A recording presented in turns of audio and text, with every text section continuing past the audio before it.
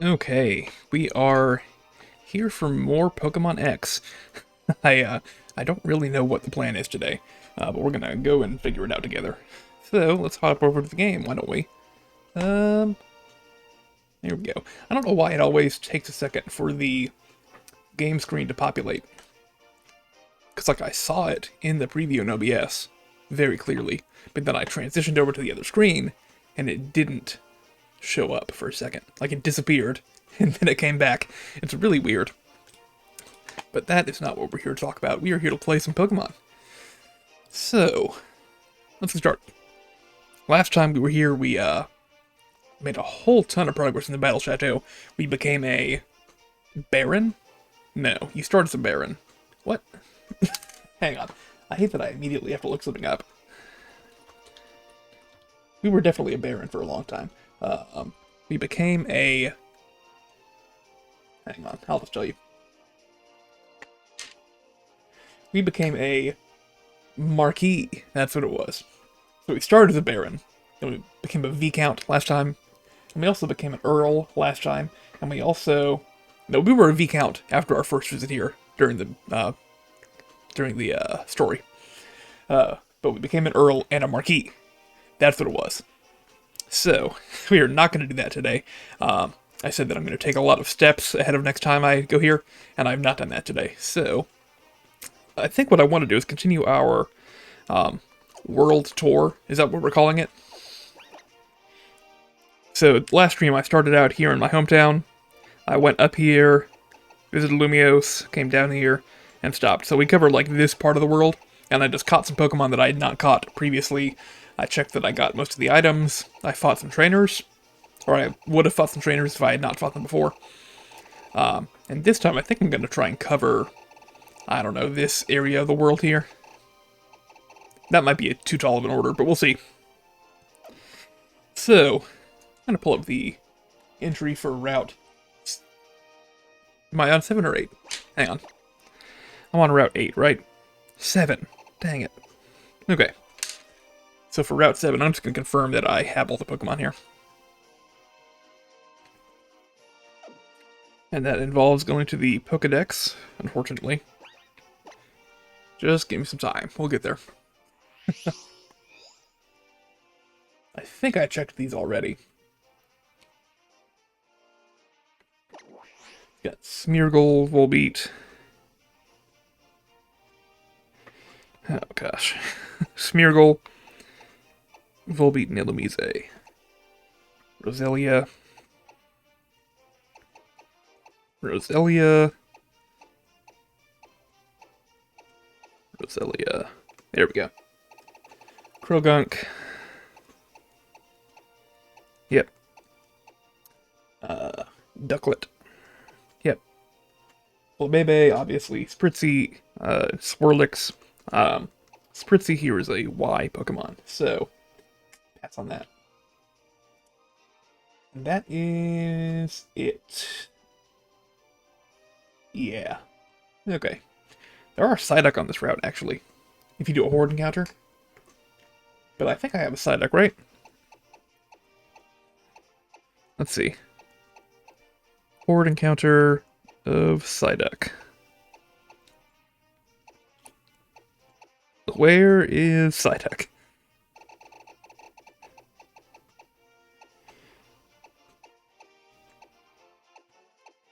Maybe I don't. Maybe I need to get a Psyduck. Okay. Well. If I... Oh, there it is, Psyduck. Okay.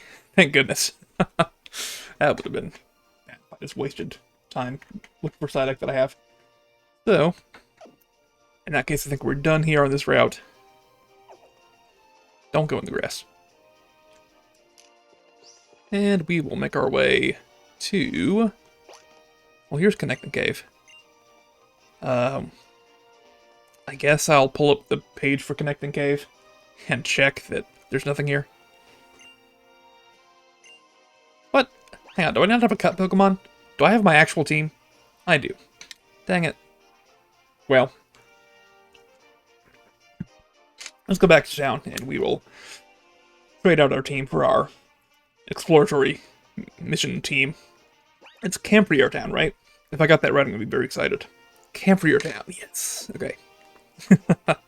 Back to town.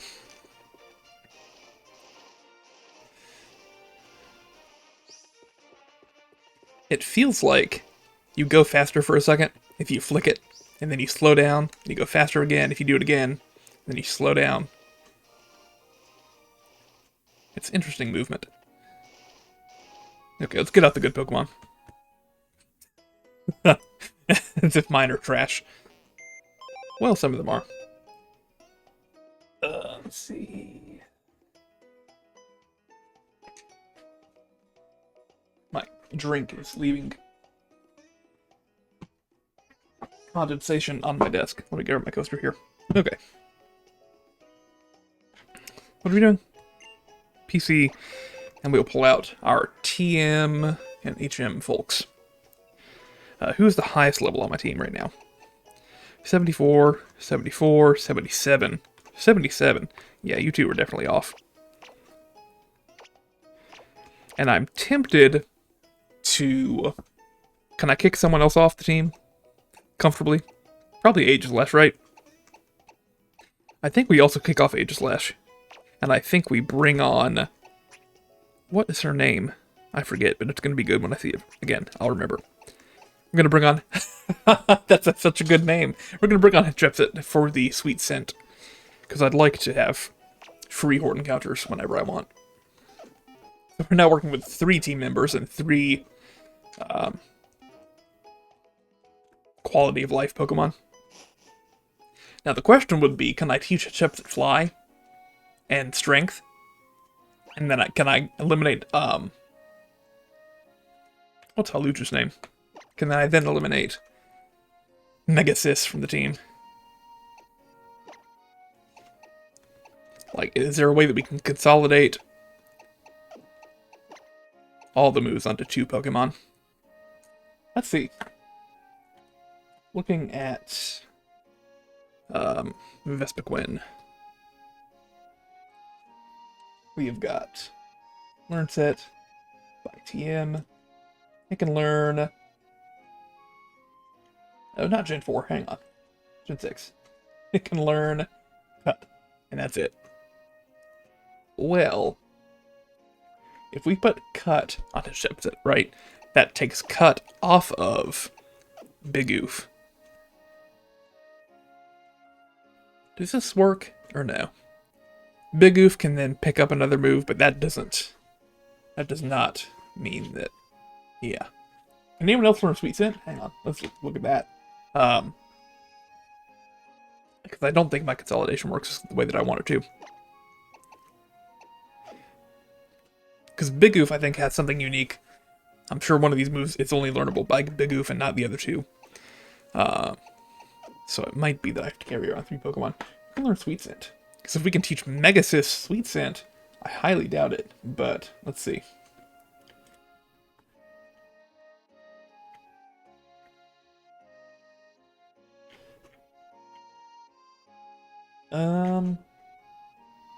Yeah. No. Not gonna happen. Okay. Sweet Scent's actually pretty limited in its availability. Okay, well, we got 3 Pokemon off the team we're using for convenience. Back to Connecting Cave.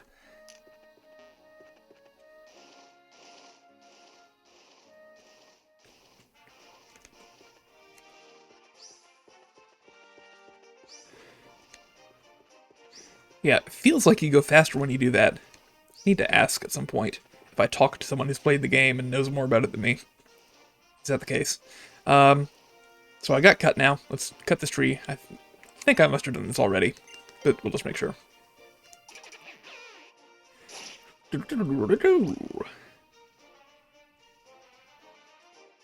Yeah, okay. There's probably an item here, like a revive or something. Back in the early game when revives are all the rage. Let's see. Into Connecting Cave. Let me pull up the article for that.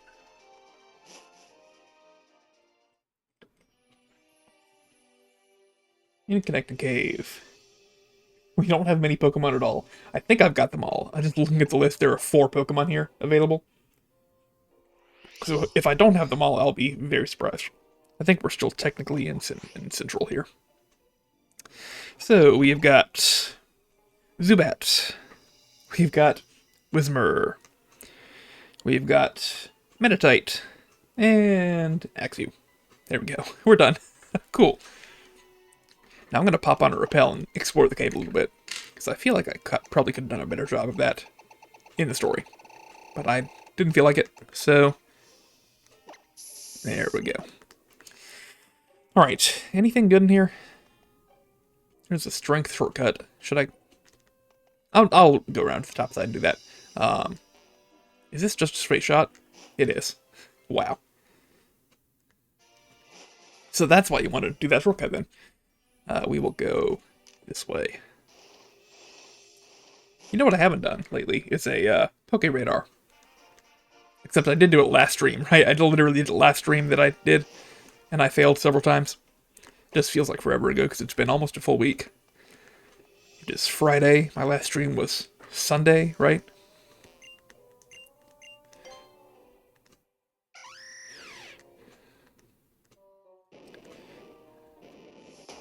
There we go.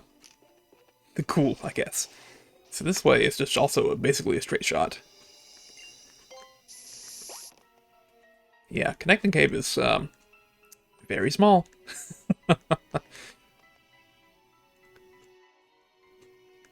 There's Connecting Cave. No wonder there's got 4 Pokemon in it.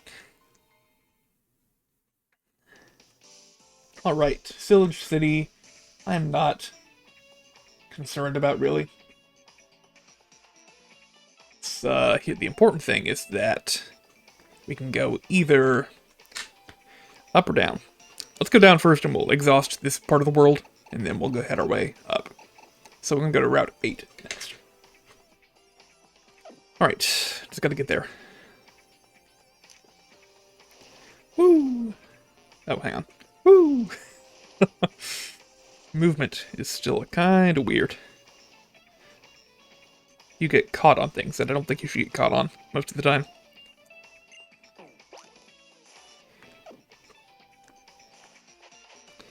Okay, Route 8 should be right here, basically. There we go. So, Route 8, Pokemon.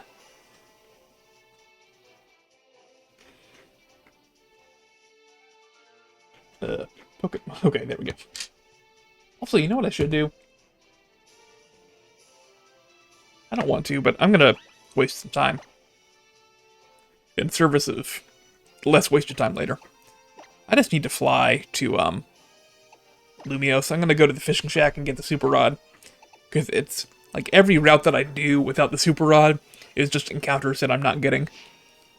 So I'm going to go grab that, sadly. Now where is... So I need to go to this route that I've never been to, essentially. Route 16 here, I think, is the one. So it is the... Oh gosh, let me just run around until I find it. 16. Where are we? We're on the outer loop. Okay. Now, knowing my luck, I probably went the wrong way immediately. This should help me determine where I'm going. There's 4, okay? So... from 4, we want to go counterclockwise. So yeah, we're going to continue the way... Oh gosh. We're going to continue the way that we're currently going. And we'll get to 16 next.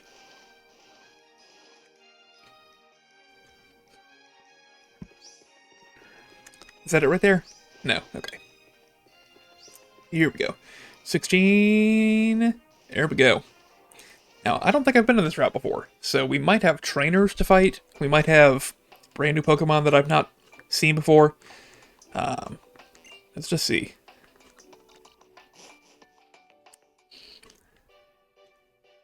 Yeah, this looks new. Melancholy Path. And here's the shack. Alright, I'm betting that the rod's in here.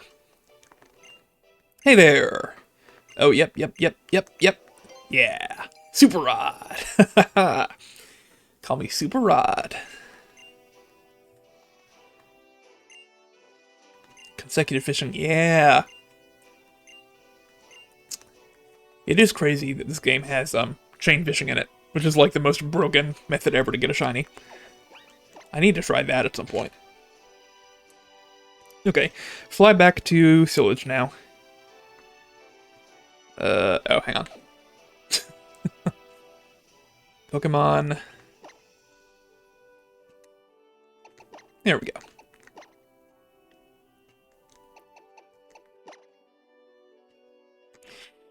So now that we got the Super Rod, I can theoretically get some extra encounters with Pokemon that I've not seen yet. Like, Starmie is one. Like, Clawitzer. These are actually kind of fully evolved Pokemon. Not new, really. But, means I don't have to evolve them myself. So let's try it out. I'm gonna go to the bag and we will register my Super Rod. Oh gosh. Grab a tissue. Just in case. Okay. Sort these items here. They should all be together now. There we go. So we will deselect this and we will select Super. I will say I'm also tempted to... because you can get different encounters with each rod. I guess I'll just keep one rod registered and access the other three from the bag if I need to. So, on this route, let's look at the Pokedex. In the grass. We're now in Coastal, by the way. Exciting. You have Spoink. No Spoink. Okay. Immediately. Well, we'll look for that. Zangoose and Seviper.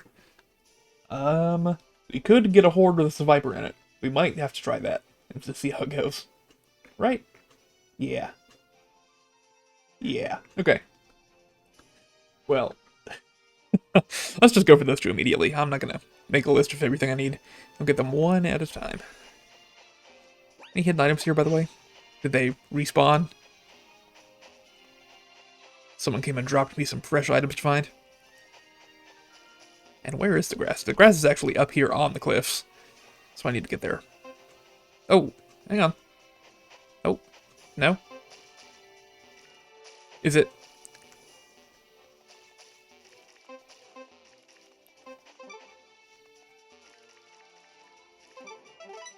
Oh, hang on.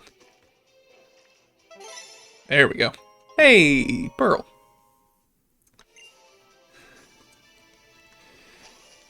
I don't know if I've come out here. I don't know if there's any point to coming out here.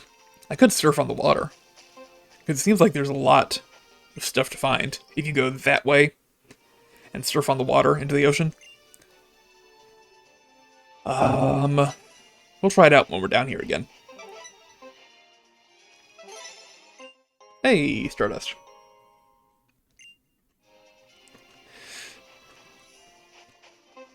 Actually, more items. Okay. Nice. Always good to have.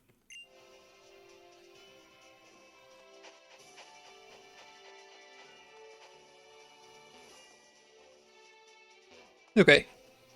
Up to the upper part of Route 8. It's been forever since I've been here. Magikarp.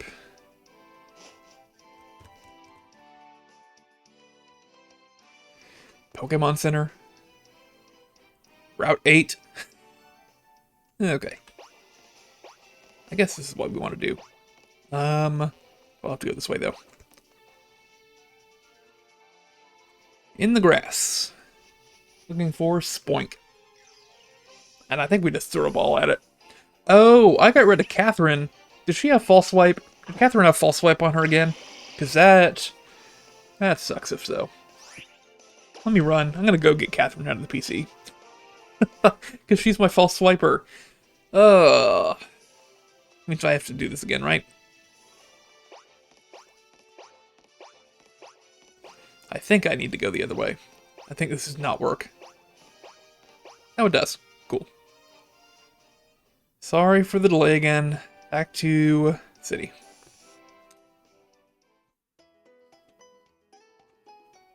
My drink is really sweating. It's hotter than I am.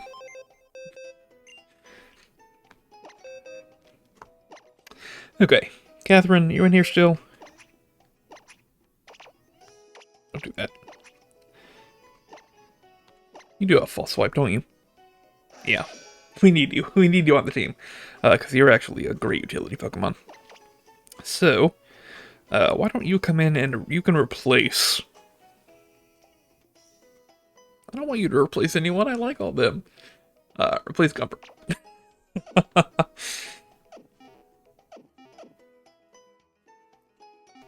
Okay.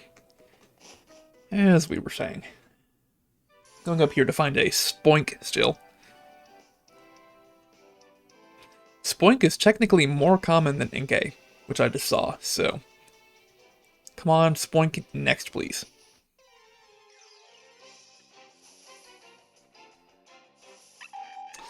No, Ninfu is actually less common than either Spoink or Inkay. No.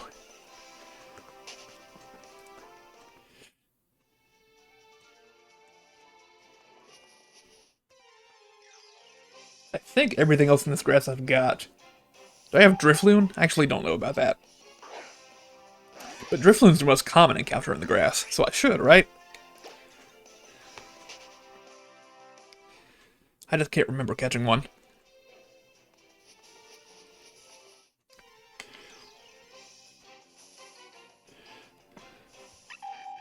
Okay, so we found three 10% encounters in a row.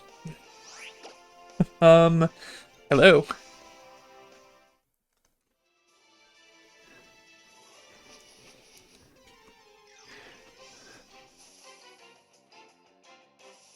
Hey, Inkay. We said I had Inkay, right? I think we saw the icon. Yeah. Okay. Come on. Spoink. Let's see some spoinkage.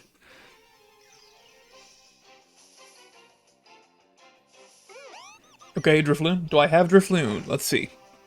What would I have named a Drifloon if I had it? I don't even know. But I've got one, so no problem.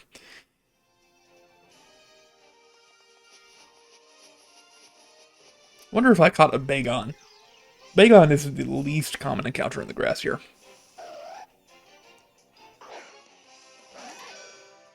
I do have Absol. Okay.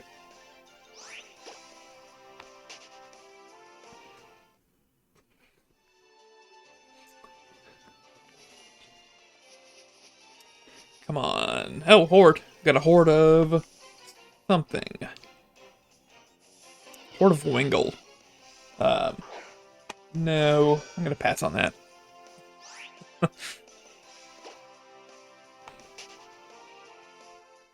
Looking for a Spoink. Which should be a lot more common than a lot of stuff that I've seen here. There we go. Look at that. Little Spoink. We can false swipe and throw a Pokeball to get it.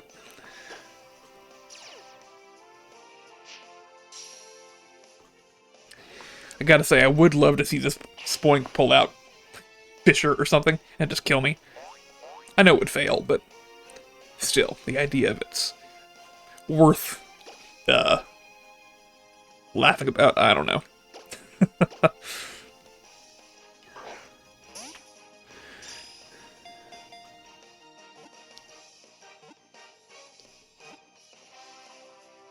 Now, I didn't look to see if it was male or female. So Spoink. What do we call Spoink?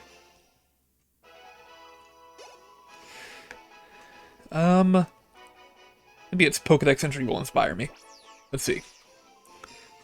Bounces constantly using its shell like spring. The shock of bouncing keeps its heart beating.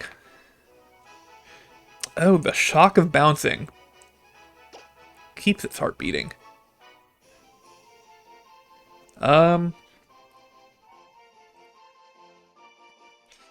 Okay, hang on.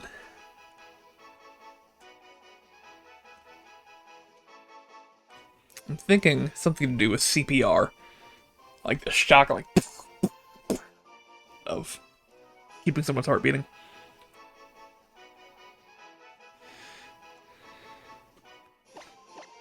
Maybe just name it cardio. That's cardio, actually, hang on. Because it's cardiopulmonary resuscitation. So maybe we just do cardio there. It's cardio this point. Because it's getting a lot of good cardio right now. Okay. You said I also need a survivor.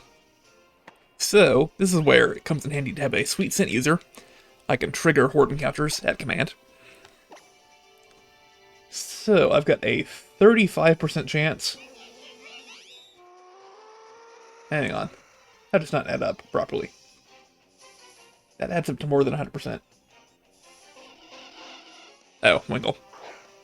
I think it's just a 35% chance to run into a horde of Zangoose. And if I do, then they are 100% certain to have a survivor with them. I think that's how it works.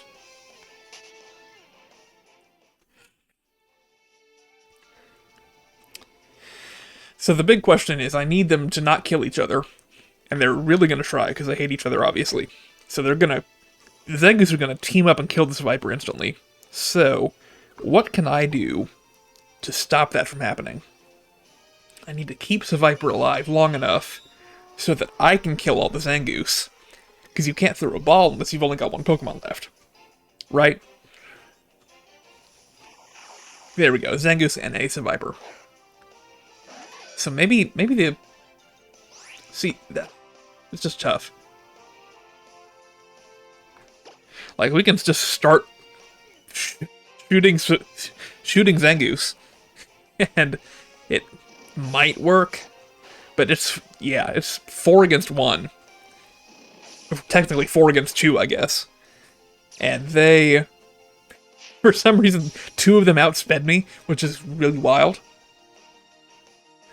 And I just can't kill them fast enough to catch the Viper. What I might do is look up tips on how to keep one of them alive and kill the others. See, if they waste turns like that, then that's good. Because you're not going to affect me in any meaningful way with stat debuffs. But now Survivor's gone. So, let me look up. How do we do this?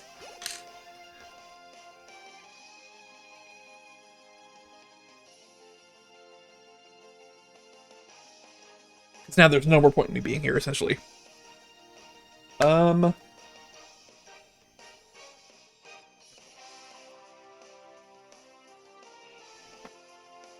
Okay. What are people saying on the classic source of knowledge Reddit?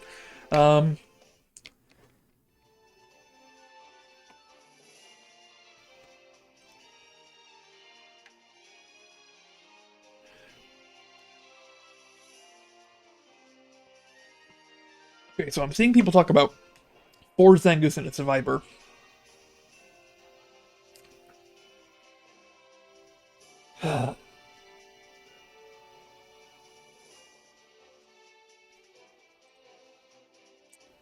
You know.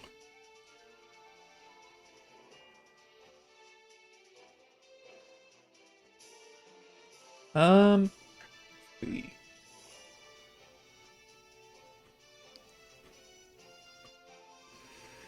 Yeah. Seems like what you need is a Chatot with Synchronize.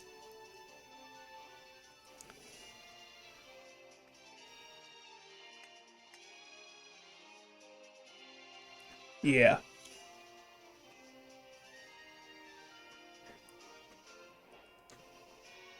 So, do I... Let me just look up how that works. Do some research here. I'm determined. I'm going to get this Survivor. So, synchronized move. Or is it a move or its ability? It is... It's an ability. Oh, synchronized move. Why is there a move and an ability called synchronize? Okay. It damages all Pokemon, adjacent Pokemon, that share at least one type with the user. Yeah, so in that case, it hits Zangoose because it's normal type, like Chatot, but not Seviper.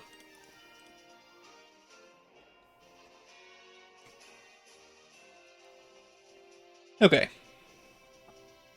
So let's go to the PC and see if we have Chatot on hand. Is it faster to fly there? It might honestly be, but I'm just gonna walk it. Oh, it's definitely faster to fly there. Okay.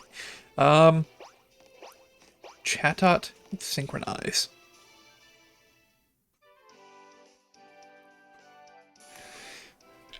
Now I do have a Chatot. I'm like basically certain. Let's just see what it's doing here. Chatot. There we go. Haley does not know synchronize. So when does it learn synchronize? At level 49. Ugh. That's not worth it at all. Right? I'm not going to waste my time doing that. We could put Haley on the team and then just let Haley get experience at level 49. But that'd be garbage, right? Just to get one Pokemon. Do we move on without Seviper?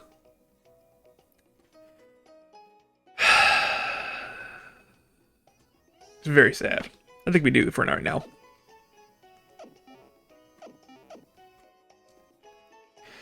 Okay. Unless I can find another strategy here. Let's look at additional strategies.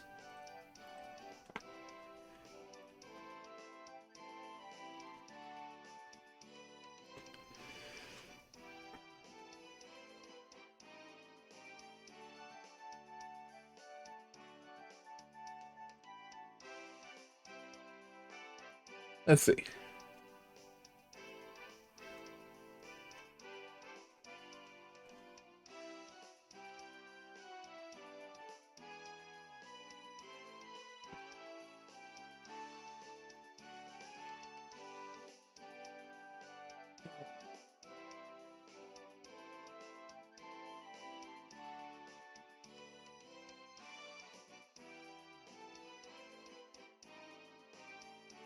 So here's something. Is synchronize a TM that I can get and use?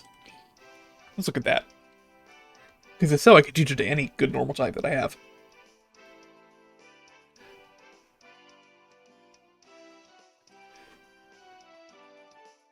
Synchronize is not a TM, ever. Okay.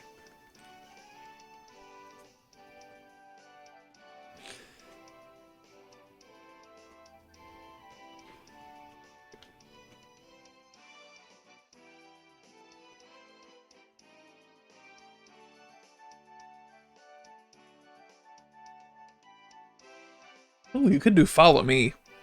That's an idea. But is follow me a TM? Or do any Pokemon have it? Follow me is not ever a TM. Okay. So can anyone learn it? No, that's garbage. That's a garbage learn set. Okay.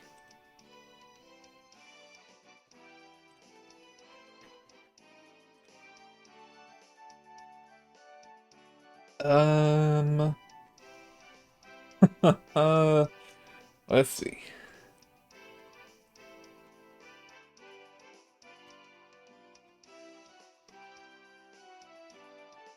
Yeah, we're gonna move on for now.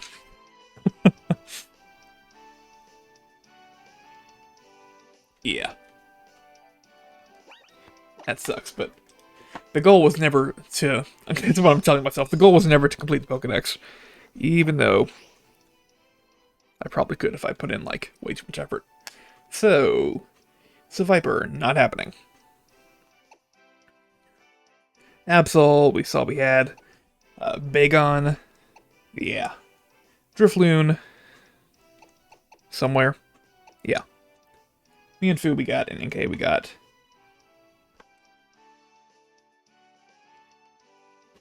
Talo. Now that's a good question.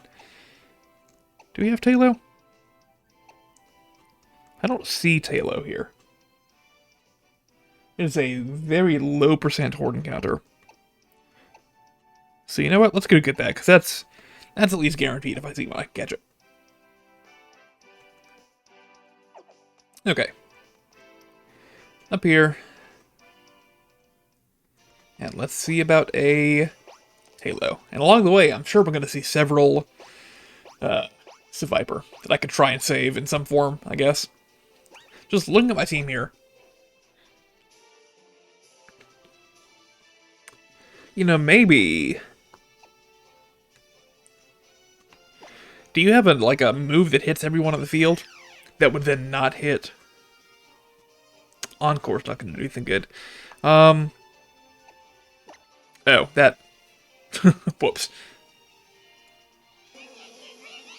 Yeah. Thank you. Meant to look at your moves. What do you have? No. Okay. Well, into the grass. Here we go. Looking for a Talo. A horde of Talo.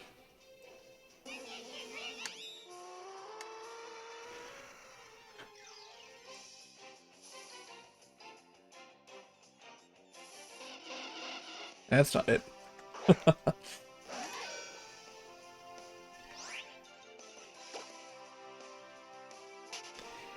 And I guess I can still think about strategies for getting this Viper, but it's not going to happen, I don't think, at this point.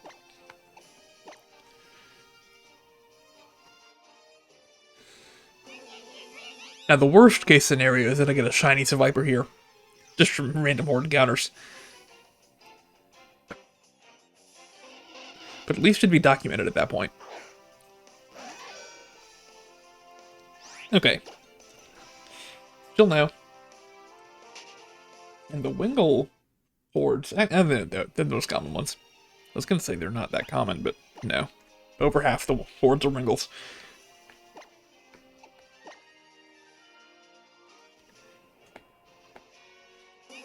Okay, let's see. This is the one, something new.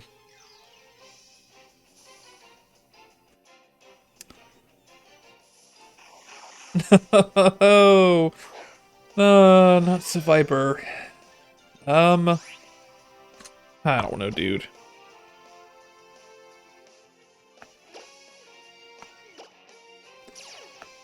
I don't think there's any world where they don't kill at turn 1. Essentially. It'd have to be very lucky. And then you got turn 2, where there are still 3 of them alive. Turn 3, where there are still 2 of them alive. It's not gonna happen. I mean, they can all quick attack every single time, but... No. No, this doesn't work. What are the odds? Someone should calculate that. I probably could, but it'd take a while. It'd be boring. The odds that you can actually catch the Viper in this way.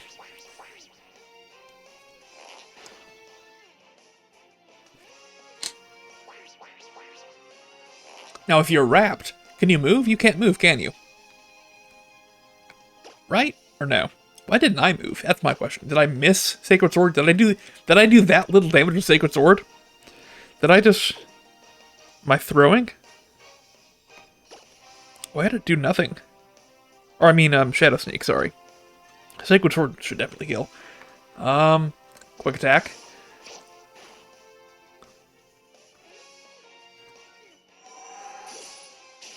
Well, there's one dead. Now, can the wrapped one move? I don't think so, right? It definitely can't. It's because rapid, you can't move. And it's dead now. I got optimistic for no reason there. I don't want the experience points. That's not worth it.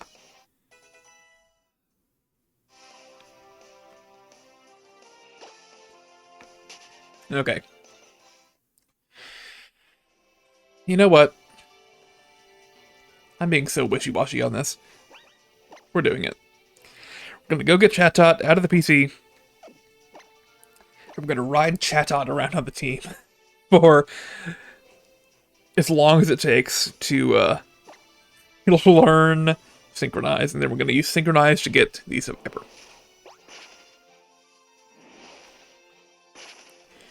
Worst case scenario, we take it into the, actually, that's what we'll do.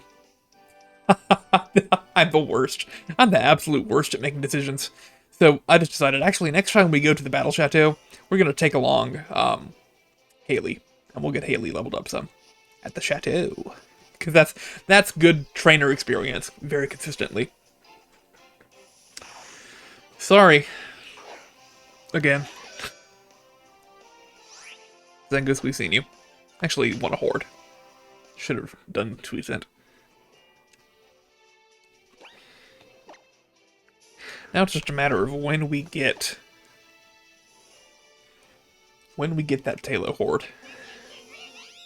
It's 5%, so we would expect to get it after like maybe 7 or 8 more tries on average. Be more likely than not that we got it. In the meantime, here's some more Viper and Zangoose. And again, we're gonna mess around as if this matters. Yeah, just use Quick Attack, because Quick Attack, well, that actually, never mind. That was stronger than I expected. But Scratch we want to avoid. So we killed one of them, right? He didn't even get a chance to move, which is good. So now there's 3 against 1, right?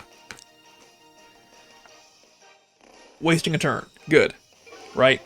So Viper is definitely going to be alive at the end of the turn here. Viper might definitely be alive at the end of the next turn at this point. If you would, yeah, attack one of your comrades here. Sure. So the question is, I need to predict the one that doesn't use Quick Attack, or Leer. Because I'm sure they're going to go for different moves here. If I can pick the one that doesn't use Quick Attack or Leer, because Quick Attack's not going to do a whole lot, and Leer does nothing at all. So which one is most likely to use Scratch? I don't know. There's not a way to know, obviously. Get a Quick Claw? Are you serious? No! Oh, and he wasted his turn anyway, so it didn't matter. I shouldn't have attacked him. I should have attacked Zangoose all the way on the right then. And a Quick Claw. I've never seen a held item on a wild Pokemon in this game until now. There we go. And Viper's dead. So there was a correct answer there. There was literally, if I had done the right one, then the battle would be continuing.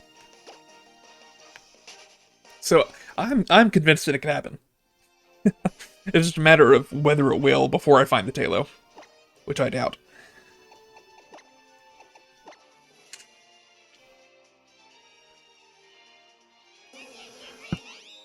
Let's see. A horde of Wingull, probably, to be honest. Okay. Zangoose with a Quick Claw. Give me a break. Okay, we just start killing them. I don't think it matters. Nah, I don't like all this quick attacking. I don't like this at all.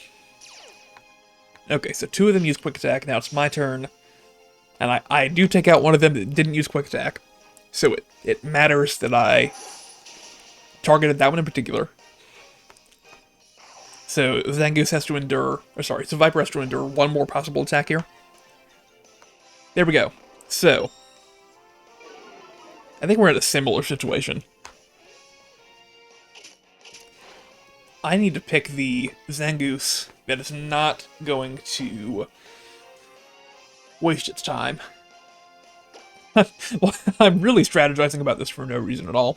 Just pick one. Okay, good. That's fantastic. None of them quick attacked. That's what that means. Which means we're either going to see Leers, which are good, or Scratches, which will end my attempt here. Fantastic. Literally fantastic. Now, can Zangoose take a Scratch? Can the Viper quick attack? What was that? What was that move? What? I think we got this. Hang on. I didn't even see what Viper did, but it did like... Or Zangoose did, but it did like nothing. Why am I confusing them so much? Sacred Sword. So who is going to try and use Scratch right now on Viper? And I need to kill them before they do. Right? I think this is going to be a coin flip. Either it's a coin flip or it's outright impossible for me to win here, depending on what they chose. I'm going to say, let's kill the male Zangoose. Come on. Okay. Now, no one used Quick Attack. Does this Zangoose kill the Viper, or does it waste its time with Leer? That's what it comes down to. Hey, Megasis. There we go. That's it. Oh, it could use Quick Attack still. Hang on. This could not be it. Give me 1 second. I don't think a Quick Attack from Zangoose will kill Viper, but let's just kill Zangoose right now, to be sure. No. No, no, no, no, no, no, no. No! No! No! No! Oh, we were so close to perfection, and then you killed it with Quick Attack. That's just so much damage. Quick Attack is weaker than Scratch, but it did like Scratch level damage. Oh my gosh. That's so painful to see. I did like everything right and I still lost.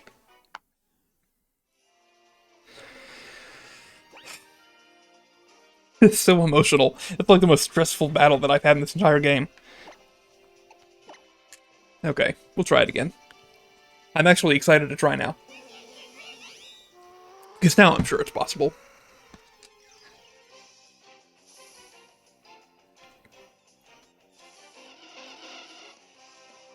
Okay, you're like the least interesting one that I can see right now.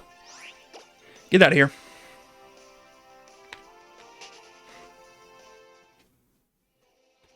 We just need them to waste time, preferably, and use quick attacks as an alternative. Scratches are terrible. Quick attacks are pretty bad. Come on, Viper. Let's see it.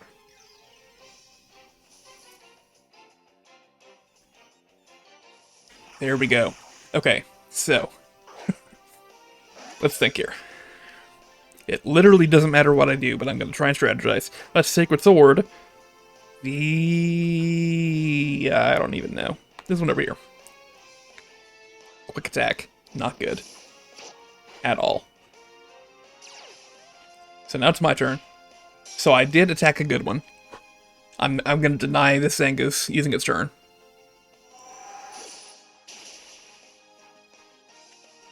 Okay. So we need the other two to waste time. We really need them to. That's good. I love to see that. That's terrible. Okay, so it could take one more hit and not die. If that. So we need to... We're probably going to lose this one. Let's attack another one. Okay, I need to move here. It's over.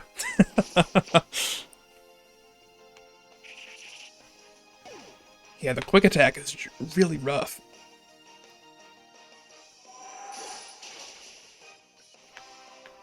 Also, I'm gonna run out of PP soon.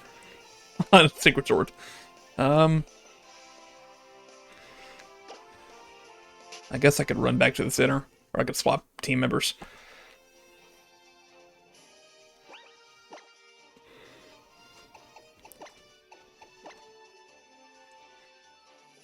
Okay. I don't know if I can take much more of the emotional damage from seeing these Viper die over and over again.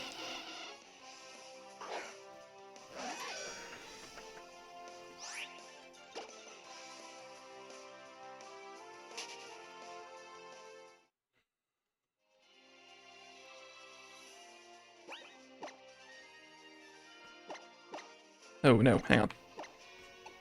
There we go. Okay. Come on, let's see something that's not Wingull, essentially.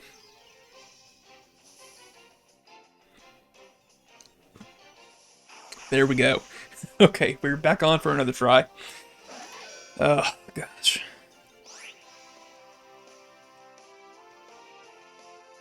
Well, let's do it. Just pick one of them at random. I move first. That's good. So, this male Zangoose that I'm killing does not get to use a turn on turn 1, which is a good start. Now we need them all to leer. That'd be, if every single one of the other three leered, that would be perfect. But I doubt they will. There probably at least one's gonna scratch. Fury Cutter. That's what does like nothing. Okay. So really we want them to use Fury Cutter. Leer, then Fury Cutter, then Quick Attack, then Scratch. And I think that was a Scratch. I missed seeing it. Okay. That's a good first turn. He's above half still. Or she's above half still. So let's pick a Zangoose. And hope that it does not use Quick Attack. Because if so, then I'm kind of wasting a turn here. Or not wasting a turn, but I'm not optimizing my turn. Female? There we go. So now there are two. If one of them can just waste a turn, and the other one could even use Scratch, and I think Seviper lives. Waste a turn, yes. Use Scratch, and it lives. Yes, we planned for this. So here's the thing. Here we go. I need... Seviper can take a Fury Cutter. It can't take anything else. I need to pick whoever's... I think it's over. That's what I'll say. I think it's over. Let's just pick one at random. We'll see. Now, I need this guy to waste a turn. I need the final Zangoose to waste its turn. Or use Fury Cutter. One of the two. Wasting its turn is actually... Okay. Okay. Okay, look. So, here we go. We're down to it again, right? I need... For this Zangoose... If this Zangoose does anything other than a Quick Attack, then we kill it and we can get to Seviper. If it does Quick Attack, then we fail. Let's see. It's a 1 in 4 chance, right? Theoretically, that's what we're saying. Let's see what happens. There we go. That's it. That's it right there. I have eliminated every Zangoose on this field. It's just me and Seviper. Let's throw this dang Pokeball, please.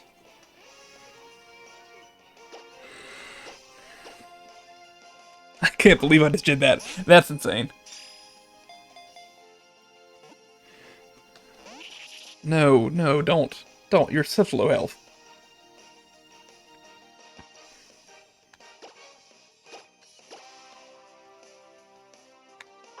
I will false swipe you if I have to. That'd be lame, but I will. What is Seviper's catch rate? Let me go to its page here. It is 90. So, it's like decently good. You should be in the ball at this point.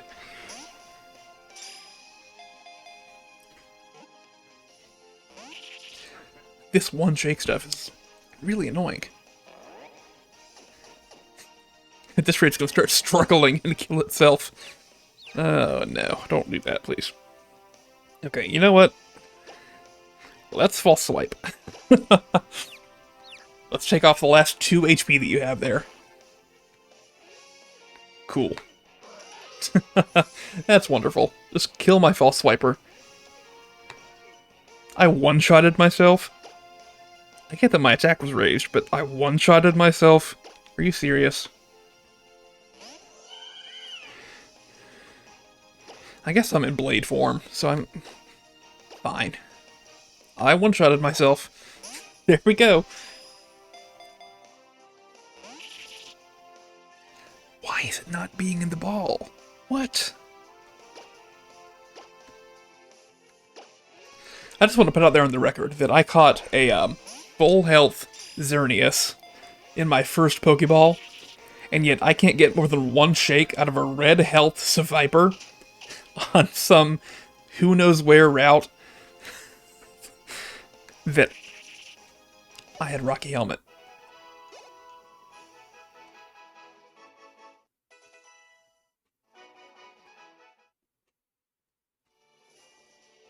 So stupid.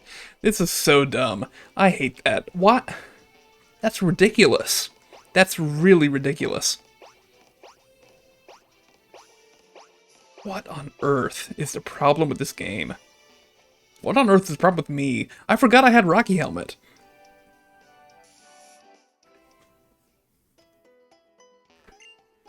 That's so annoying. That's so dumb.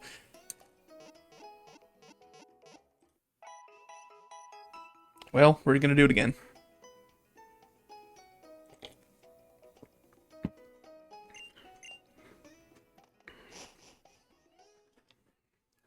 Why couldn't it get in the ball? What was it that I was doing wrong here that caused it to not get into the ball? Would someone tell me that? Okay. Here we go. I'm gonna catch it at this point. I'm gonna sit here until I catch it. Because I'm over this now. I'm ready for this to be done. And I know it's doable. Because I just did it 5 seconds ago. Stupid Rocky helmet. I'm revoking that Rocky helmet immediately. You are never going to wear that thing again, Florges.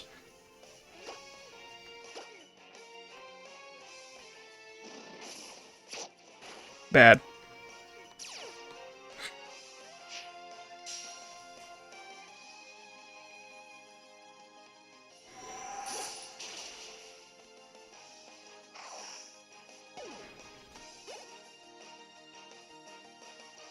Good.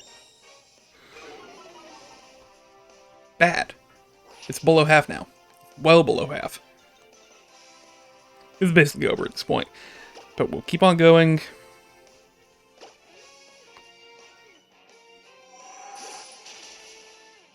Okay.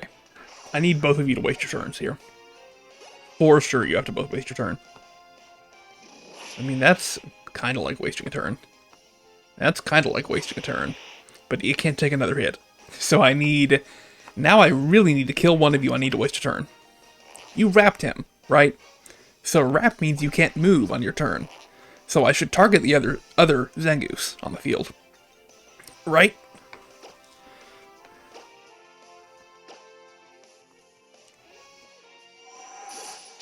Like, did Survivor just come in clutch there? Zangoose is wrapped. Tell me it. No. Why? What does wrap do? What does wrap do in this game? What does the move wrap do to a Pokemon? If it doesn't keep you from moving.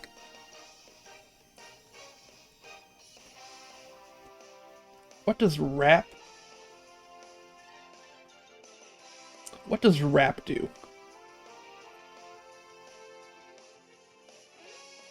Okay, so apparently in Gen 2, they made it so that wrap does not stop you from moving. Okay.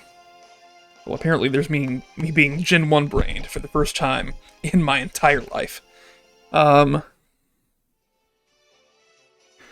That's dumb. Like, why is wrap so unbroken?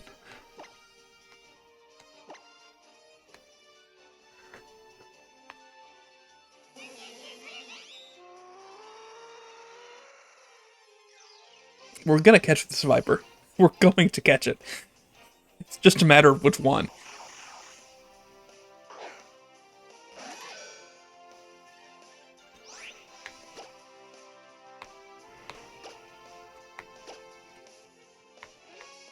Nope, there we go. It's already over. Because it just did damage and now I'm gonna kill it after it moved. So that's just like, that's a nightmare scenario.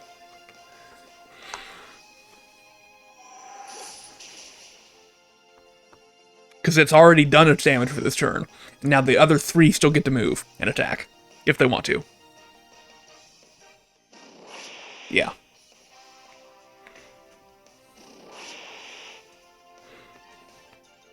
I mean, that's fine though, I guess.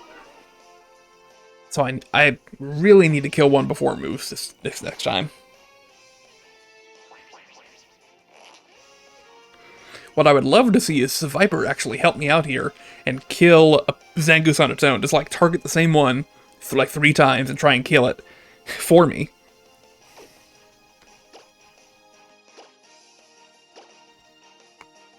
Okay, see, that's better. That Zangoose didn't have a chance to move this turn. So, what are the others going to do? Scratch. Worst case scenario. Scratch. You're dead now. This sucks. Oh my gosh, this is dumb.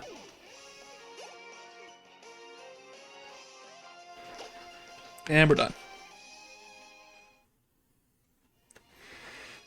Okay. Try it again.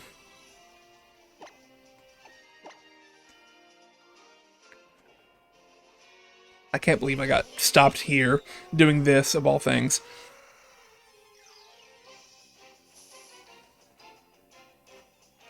Let's see. No, not at all. Not what I want.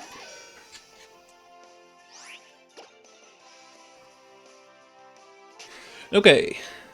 We need to see that Viper coming out. Come on.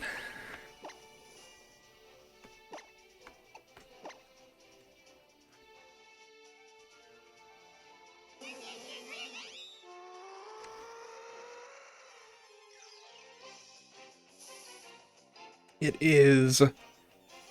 No, that's bad again. I don't want any of them.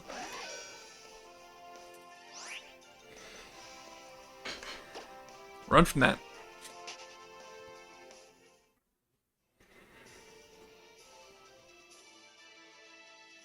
Okay. Try it again.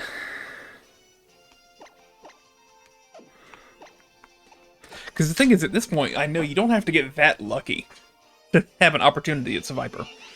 But you have to get a bit lucky. And I have not so far, aside from that one time. And then I was stupid and lost it, so... What does that say?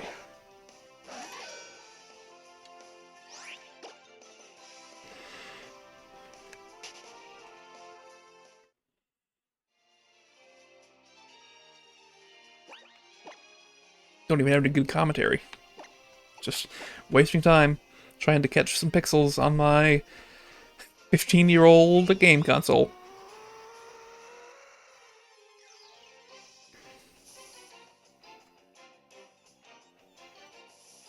There we go. The Viper. Okay, let's do this now. We're going to Sacred Sword, pick one at random, hope it doesn't use Quick Attack.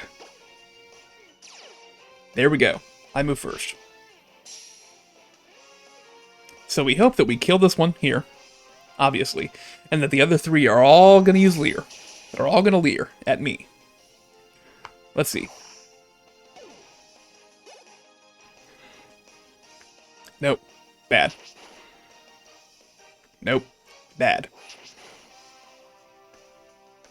Critical hit. Critical dang hit. So it can take, like, it can take a Fury Swipes, and nothing else. It can take a 1 Fury Swipes. So this fight is essentially over. Let's just take out the guy here. Nope, we're done.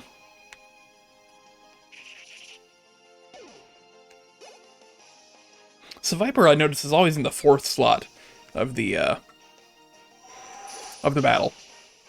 Is it just programmed to be that way? That's weird if so. It can't just be anywhere at once. Also, why are these Zangoose and Viper running around together? They hate each other, so they just, like, hung out and chilled in the grass until I showed up, and then they decided to do gang violence in front of me? And that's my problem somehow?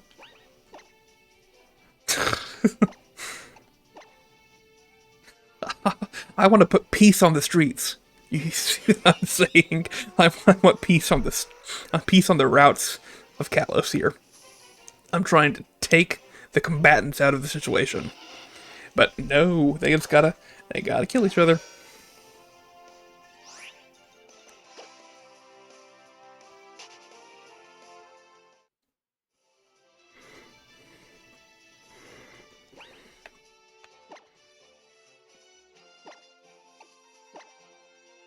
Alright, this is the one. Let's see that Viper. It's gonna be a shiny Viper. We're gonna catch it this time for real.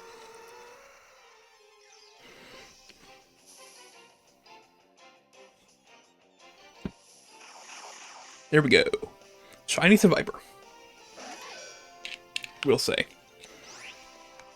Alright, pick with someone who's not doing Quick Attack. There we go. So no one is. which could be good, which could be very bad as well. So it's 3 against 1, and like if 2 of them could do Leer and 1 does Scratch, I'd be fine. I'd be happy with that. Let's just see. Scratch. Bad. Scratch. Bad. Scratch. Yeah, I think you're dead. Yeah. Okay. Oh my gosh.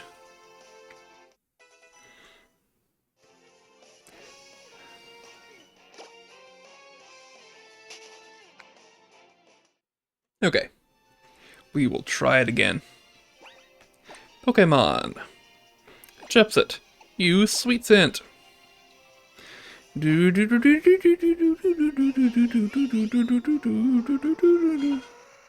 Voice makes.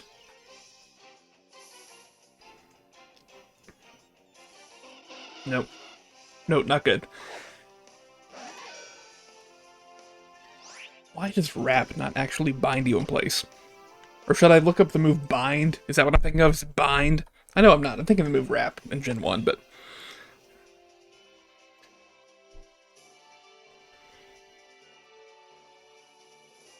yeah. So Bind is also nerfed in Gen 2.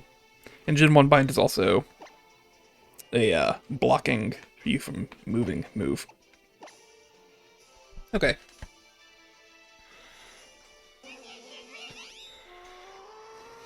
Well, let's see. Just not Wingull. That's the entire story, is I don't want Wingull here. But there they are. Come flying in. Now these people, why don't we do the gang violence against these people here? That makes sense to me. That would be okay, because there are too many of them. But, they got Zangoose and Seviper out here fighting each other. Even though they're like the most rare things you can find, aside from Talo.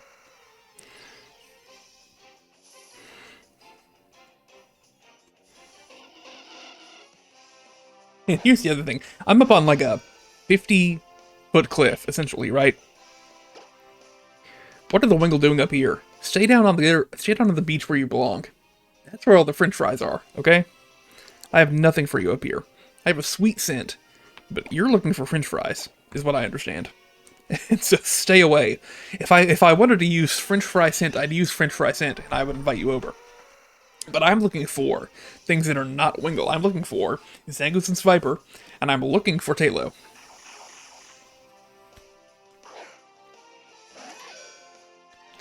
So what I really need is to see anything except stupid little flying rats.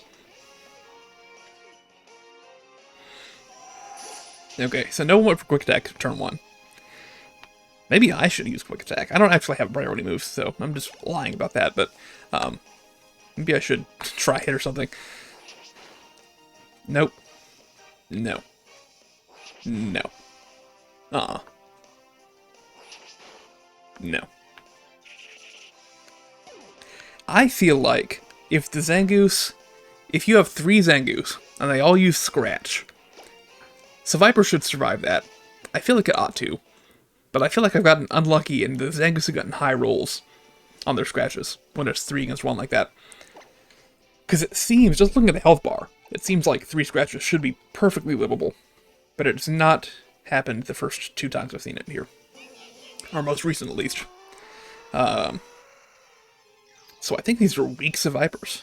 I think these are sucky Sevipers. And here's some sucky Wingull as well. Are there any good Pokemon in this route? If there are, I think they're avoiding me. Because I'd like to see a Talo, as previously stated.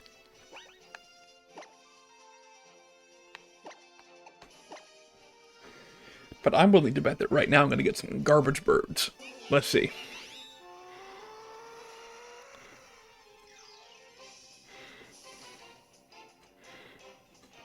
There we go, flying straight out of the trash can into the battle. It's 5 freaking Wingull. Why? Who wants 5 Wingull? I've never played a Pokemon game and used a Wingull on my team, much less wanted 5 of them.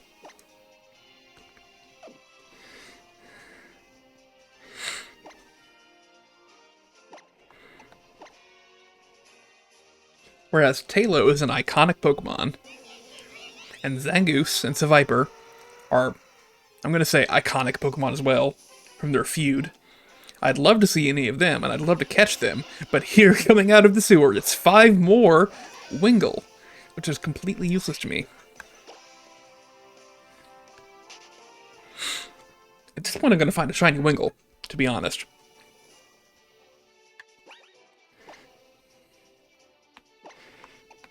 Sweet Scent again. Like, being realistic here, Sweet Scent should only really attract bug types.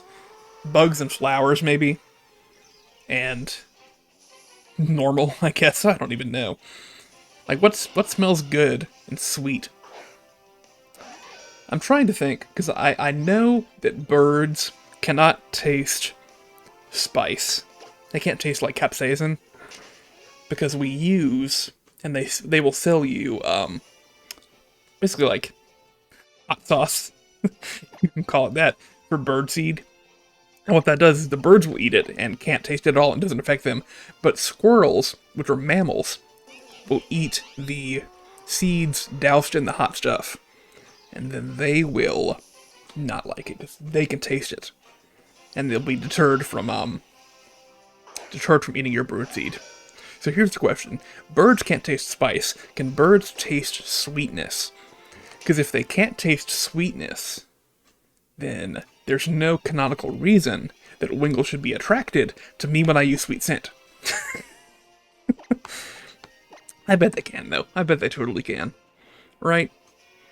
Because a bird, you would want to find like some fresh fruit to eat or something, if you're in the wild. So I bet they could taste sweetness. Let me look it up.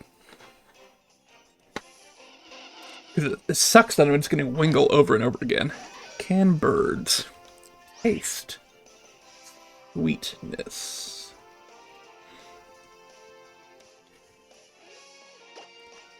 Okay, yes. Some birds can taste sweet. This is the AI overview, so grain of salt. Particularly songbirds and hummingbirds. Duh. So hummingbirds, if you want to feed a hummingbird, you mix up water and sugar and put it into the hummingbird feeder. So hummingbirds, yeah, that makes sense. They can taste sweetness because they are attracted to the nectar. That wonderful liquid. That makes sense. Songbirds, I guess, also. Hey. Let's look at what's Wingull? Wingull's what's Wingull? Pelipper's obviously a pelican, but is Wingull also a pelican? Wingull. No, it's a seagull. Duh. Okay, so let's look this up. Can seagulls taste sweetness?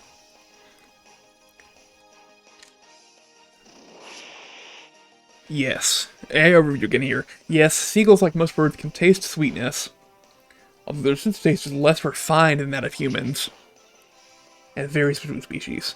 Okay. Yeah, so they have substantially fewer taste buds than humans. But is sweetness, do they like sweetness? Do seagulls like sweet things?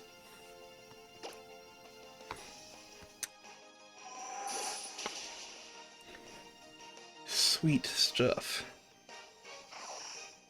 See, birds often rely more heavily on their sense of sight and hearing to find food rather than taste.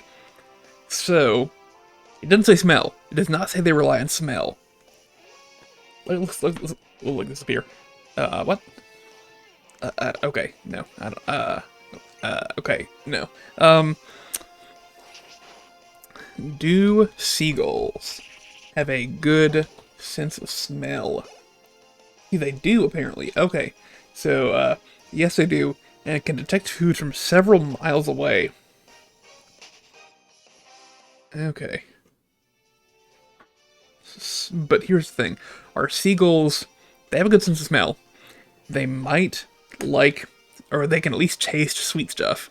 Do they like sweet stuff? Or are they drawn to sweet smells? I would not think so. I think they would like savory more. Like French fries are the classic example of what a seagull steals from you at the beach. Do seagulls like sweet food? No. Well, okay.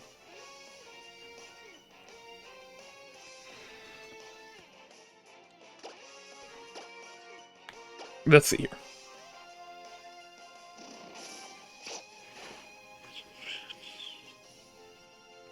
So they will seek out high-calorie foods, apparently. It's saying here. AI overview, grain of salt.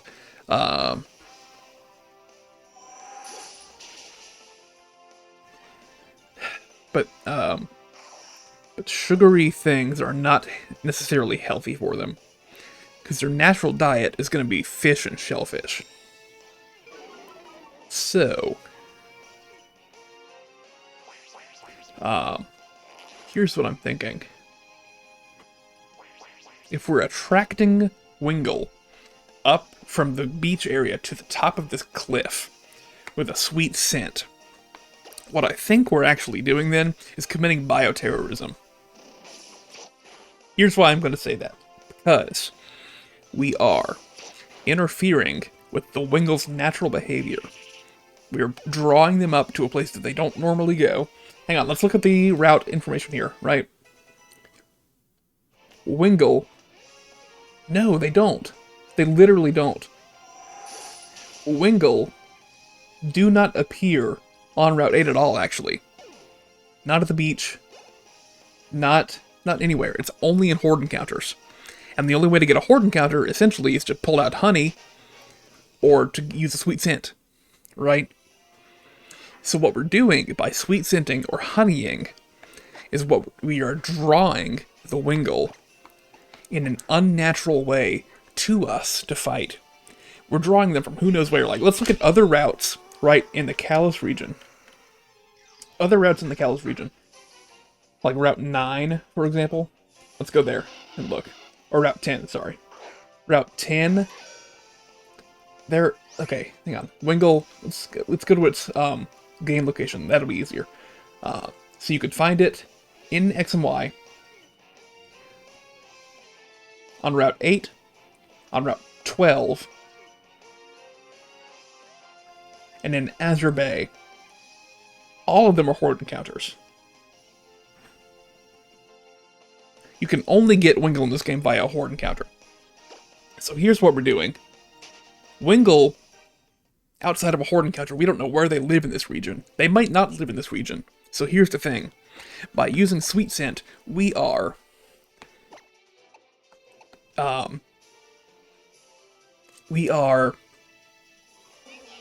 wrongly summoning them to us, and we're wreaking havoc upon this environment. Because here's what's happening. We use Sweet Scent, and these Wingull come flying in from who knows where. This is not their native habitat. So here's the thing. They could be predators. They could outcompete other things in the environment and drive things into extinction. They could be prey for other Pokemon and throw off the balance in that way. These Wingull that we're bringing in here are actually not native, seemingly, to Kalos whatsoever, but they've been summoned to Kalos, and they live in Kalos in this messed up, wrong kind of way because of trainers like me who are using Sweet Scent and who are pulling out honeys to attract them in great numbers. So it's really immoral, and I probably should be illegal for me to use Sweet Scent in Kalos, period, because if you use Sweet Scent at any point in Kalos, who knows when the horde of Wingull is going to roll up on you. And who knows what they're going to do. They're going to poop everywhere. They're going to steal your stuff. Because they like the sweetness. But here's the other thing that I was kind of getting at, and that I'll explain here. It's not just bad for Kalos. It's not just bad for me. It's also bad for me. Because my time is getting wasted on these stupid Wingulls that I don't want to see, I don't want to find. It's wasting my time trying to find actual good Pokemon like these. It's also bad for the Wingles, because the Wingles are going to come flying out from whatever trash can or sewer, like I said earlier, and they are attracted to this artificial, this fake, this unhealthy stuff that is really not for them, that they should not be eating. Their diet, what do we say? It's shellfish and it's fish. So these Wingle are coming out, flying, and they come to me, and I give them this crap. I give them this, like, essentially the equivalent of processed junk that they don't need, that they don't really want. They want it, right, but they don't really want it. They think they want it, and it's like a perversion of everything that they normally do that's good and right and healthy. So these Wingle are coming here, and it's terrible for everyone involved.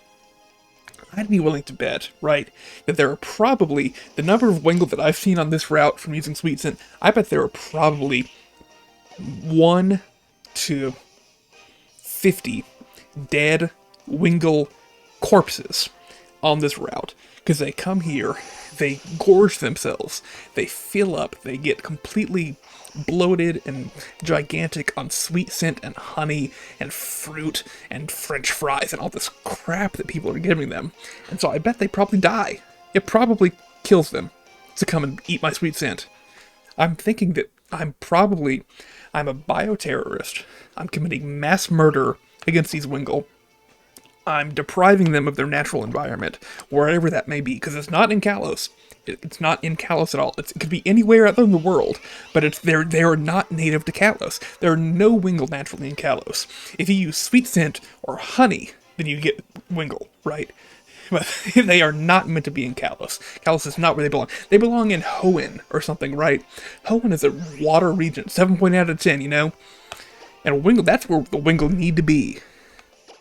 The Wingle need to be where they have their food, they need to be in the habitat that they're used to, they need to be in the habitat that's used to them, right? So this Wingle stuff it's really ridiculous. Because it makes me into the villain, makes them a victim. For them to even show up here, it makes me feel bad, because I'm just being a terrible person to these Wingle. Because I'm bringing upon them, by sweet scenting and honeying, I'm bringing upon them all this misfortune, and it's just an awful situation, and it's not good at all. I don't like it, because look, we're going to look at their presence in Hoenn, right? And we'll do same generation comparison. Let's do Oras, Omega Ruby Alpha Sapphire. Where are Wingle in Hoenn? I'll read you from the list. I have it right here. Route 103, Route 104, Route 110, Route 115, Route 118, Mount Pyre. Hang on, sorry, I clicked the wrong thing.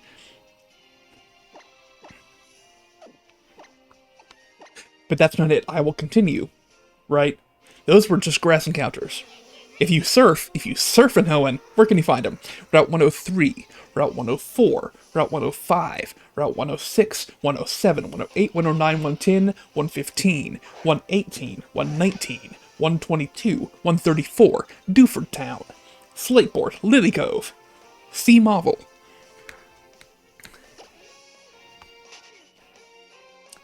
But that's not all. There are horde encounters in Hoenn, in Oras. So where can you find them in horde encounters? You can find them on Route 103. You can find them on Route 121. You can find them on Route 123. You can also find them just in the sky. If you're in the sky, there's just a Wingle there. Obviously, Wingle belong in Hoenn. They don't belong here in Kalos. It's the worst possible outcome for them to come here to Kalos, and for them to get massacred, for them to get killed, for them to get slaughtered by the Sweet Scent, honey, unhealthy crap that people are feeding them. They don't belong here. It's for their good, it's for my good, it's for Kalos' good, it's for Hoenn's good, it's for everyone's good that the Wingle stay away from this place.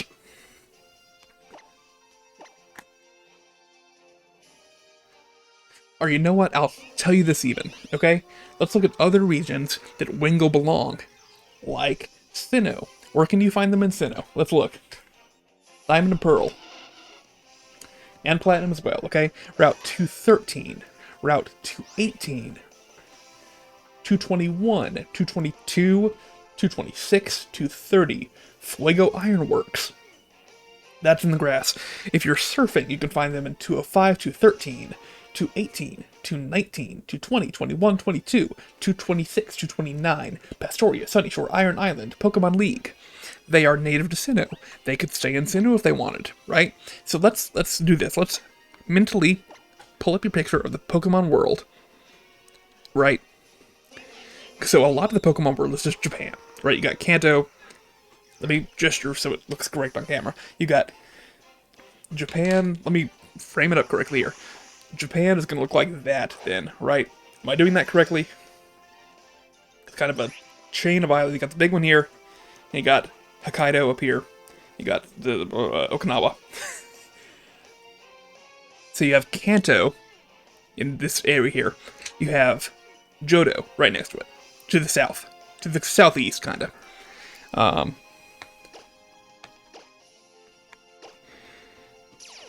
And then you have, in that same region, you have Hoenn, right nearby. You have Sinnoh, up to the north, right? Also, it doesn't affect them. That's what's happening here. I need to go to the Pokemon Center and heal up on my, get my PP back. That's why I'm failing this so much. You have Johto, Kanto, Hoenn, Sinnoh, all right there together. You cross an entire ocean. Cross the entire Pacific, whatever they want to call it in Pokemon World, ocean, and you get to Unova, right? And then, let's see, are they in Unova? They're in Unova. They're on Route 13. They're in Undella Town. They're in Undella Bay, right? They're, might as well be native to Unova as well. So then you got Unova there, right? Then you cross an entire another ocean, whatever they want to call Atlantic, whatever they're calling it in the universe, and you get to several regions. Immediately, you make landfall, and you've got what here? Paldea. First thing. In Paldea, where are they? They're in the South Province. They're in the West Province. They belong in Paldea. They're native to Paldea. Go a little bit up north from Paldea, right? A little bit north, a little bit northeast. Where do you get? You get to Galar. Are they in Galar? Of course they are. They're in the wild area, in the rolling fields, in West Lake Axwell, in Watchtower Ruins, in South Lake Mylok, in several other places. They're in max raid battles. So they really, you can tell that they've set up camp. They belong in Galar. Because they're not mega, but they're max raid battles.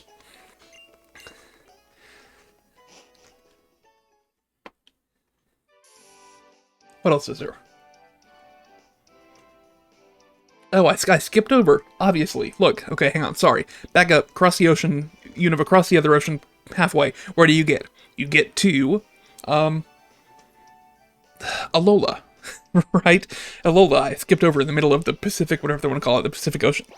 Are they in Alola? Or, is that, Alola, that's what the region's called, right? Of course they are. They are on Route 1. They're in the Poképelago. They are on Route 7, Route 8. Aoli City. They're there. They belong there. That's where they are. You got Pelipper. Or Wingull, whatever you want. But what is the one region, we've been through all of them at this point, all but one. What's the one region where they're not native? And you know they're not native, because they appear only in hordes, because you summon them there, because you're cruel, and you use sweet scent or honey. Where's that? That's Kalos, right here on this route and a couple others, where we have illicitly brought Wingull into this place, and just obliterated any natural beauty, or any joy, or any any happiness at all, because these Wingull are here. They're not native. They don't belong. They belong in every other place in the Pokemon world. I'm going to scroll through again, okay?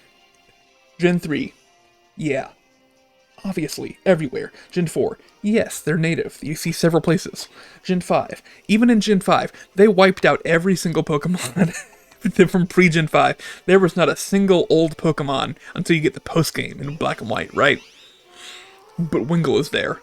Wingull is still there in the post-game of Black and White, because Wingull lives there. You go to Alola, we said. Of course, it's an island. What is a better place for a seagull than an island, than an island region, right? You go to Galar. Galar's also an island, so of course there are Wingull there. They set up entire max raid dens full of Wingull, because they are so well suited for Wingull to be there in Galar. Then we go to Paldea. Paldea is like 25 feet in that direction. You look over there, there's Paldea, right? We're in Kalos. Look, there's Paldea. And the Wingull are in Paldea, because that's where they belong. They're suited to be there. They belong there. They do well there. But where do they not go? Where are they only in unnatural situations? Where do you see them, and your first thought, your immediate thing is like, something's gone terribly wrong here. Who brought you here? Who tortured you, and tortured themselves, and is torturing all of us by forcing you to be here? Me. I'm the one using the sweet scent here, and I'm the one who's wasting my own time, and wasting this environment, this gorgeous cliff beachside, like anyone would pay. I think a lot of people would pay a lot of good money to be here and to enjoy this environment. It's a gorgeous cliff. There's wild Pokemon running all over the place. And these are not just like meh Pokemon. These are really cool, really unique Pokemon. Let's go through the list, okay? We have Drifloon. Fantastic Pokemon. There's lore behind it. It's kind of unique. When you back in Gen 4, you like come on a Friday and you get Drifloon. And Drifloon is just rolling around here. Get your kid a little balloon. Here, you're at the beach. You need a balloon, right? You need to have fun at the beach with a balloon. And these ones are free. Don't have to pay any vendor. Don't have to go and pay like out the wazoo for $15 balloons you're gonna pop and lose immediately. These balloons are free. They're floating around here. You want a balloon, you got a balloon. Today, right here, right now. Look, there's a balloon right there. Grab it. Grab it. What are their Pokemon? Absol. Fantastic Pokemon. Gorgeous. Has a Mega in this game, right? Does Absol have a Mega in this game?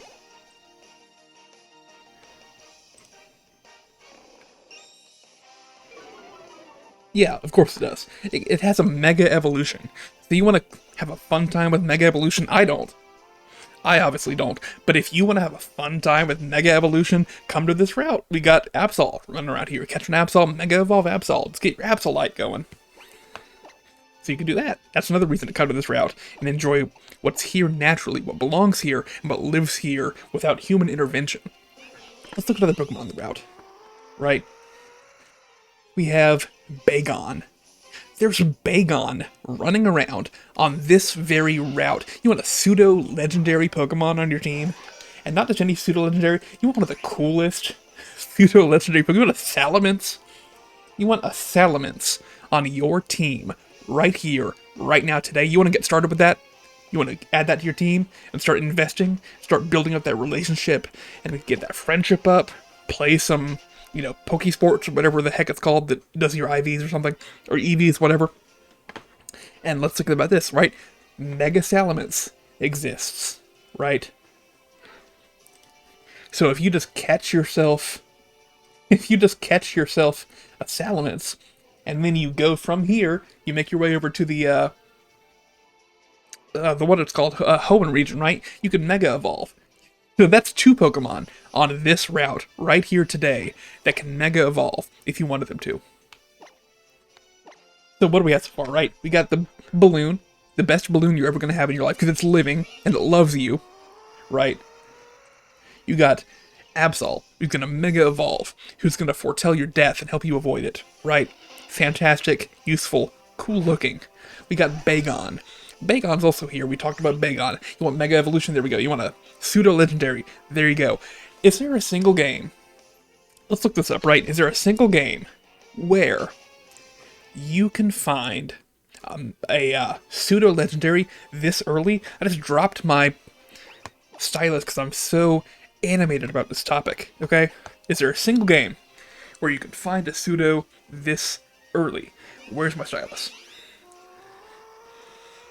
There it is. It almost fell down the vent. Hang on.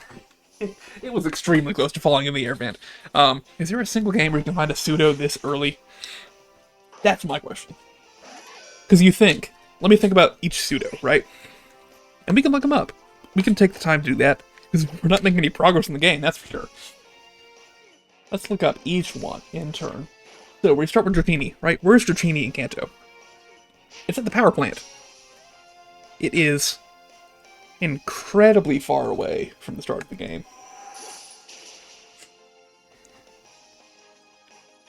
Let's look up where you can find it.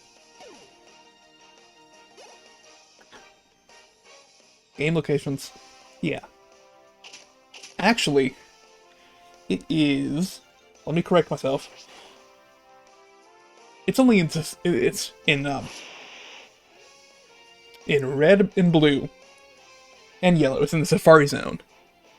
And in yellow, yeah. And in red and blue, you can only get it. No, hang on. Let me start because I said that all wrong. In red, blue, and yellow, it's in the Safari Zone. In red and blue only, you can buy it from Game Corner. So no, it's really only in Let's Go. That's what I'm most familiar with, is Let's Go. So it's only in Let's Go you can get it in your power plant. So it's gonna take you forever. Either you have to go to the Safari Zone to get it, or you have to go to the Game Corner and invest a whole bunch of money. So you're not gonna get Dratini this early in the game. That's for sure. Let's look at other things here. Gen 2, you've got... Who is it in Gen 2? Tyranitar. Duh. Where's Larvitar in Johto?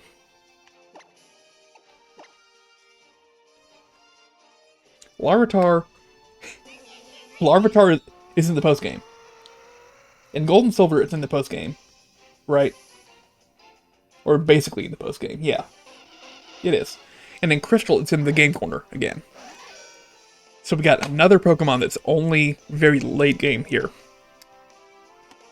Gen 3. And there are a couple here. Where's Bagon? Where's Beldum? Where do you get Bagon? It's Meteor Falls. That's pretty late in the game, right? Let's look at the trainers here, just to get an indication of what part of the game we're looking at. Trainers here, they have like level 40s Pokemon. So that's pretty late game. You're not going to get it this early. Not Bagon. What about Beldum? Beldum, you're going to get in the post-game, literally. Ruby, Sapphire, Emerald, it's a gift Pokemon after you beat the game. So you're not going to get it this early. Let's look at Gibble, right? Now, Gibble's a unique case, because I actually know about Gibble. Gibble is in... I forget the cave. It's the cave underneath Cycling Road. It is... Yeah, Wayward Cave. But here's the thing, you need access to a certain hidden passage to catch Gibble. You need to know where the secret entrance is, right? And at that point, even you still need Flash, right? In the secret part, I want to say. And at that point in the game, you've got probably, what, like 3 badges? I would say you've got Rourke, you've got, Grass. You've got at least 2. And at this point in Kalos, you only have 1. So you're getting it earlier here in Kalos than you would in Sinnoh for its pseudo. Let's look at Dino. Now, Dino, obviously, it's post-game, right? It's in Victory Road. Dino's in Victory Road in Unova. So you're not going to get that in that game before you get this in this game. Let's look at Goomy in this game here. So where's Goomy at? It took me a while to get Goomy in my playthrough, right? It's on Route 14. Let's just pull up the map, because we can do this very easily. We've got... I'm on Route 8. Route 14 is all the way over here. It takes you forever to make your way around this side of the world and get to Route 14. And obviously you get it way before Route 14 in this game. You get that Bagon. Let's look at Gen 7, Jangmo-o. Now, in my playthrough, I played through Ultra Sun one time, and I had a Komo-o on my team. And Jangmo-o, I remember, it's in Vast Pony Canyon. Yeah, it is. Which is the final island of the game. There are, the 4 main islands? And it's the last island of the game you go to, where you can get a Jangmo-o and actually add it to your team. So obviously, you get Bagon earlier here than you do in, Jangmo-o in, Alola. Gen 8. Let's look at Dreepy. Dreepy is at the Lake of Outrage. Right? It's in the wild area. But here's the thing. Your first time in the wild area, you're extremely, extremely weak. And I don't think you'll be able to catch a Dreepy. I think you have 1 gym badge at that point. Your Pokemon are probably going to be level 20 max. And so I don't think you can catch Dreepy at that point. It's probably going to be too high level for you, or it'll be too strong for you.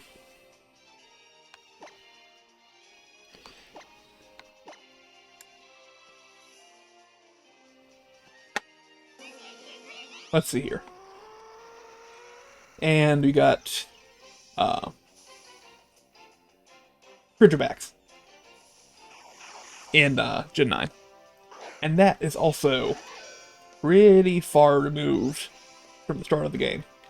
From the start of Paldea. Let's look at locations here. Yeah. You have to climb a mountain, essentially. Either you're climbing a mountain, or you're doing ridiculous platforming to find a Ridgerbacks. And it's just not going to work for you this early in the game. So I'm going to say conclusively that this Bagon, right here, it can be level 14 or 15 when you find it. This Bagon right here on this route is the earliest in any game that you can find any pseudo-legendary Pokemon across the entire series. I have beat the game, yes. Good question. And yeah, I'd like to catch Seviper here, but it is being a real pain, as you can see. So we've got Absol, we went over. We've got Drifloon, we went over. We've got Bagon, who we just covered, and who we determined is really, one of the best Pokemon options you could come across in any game in the series, on this route right here. What are some other Pokemon? Inkay. There we go. Let's talk about Inkay, because Inkay is so incredibly unique. It's got its unique evolution method. Right, that's one thing. You have to flip your console over. It's an insane thing that they would do. And it's, whoever came up with that idea, I want to give a big raise to. Let me look up who designed. Because usually on Bulbapedia, it'll tell you the designer of a certain Pokemon. Designed by Hitoshi Ariga.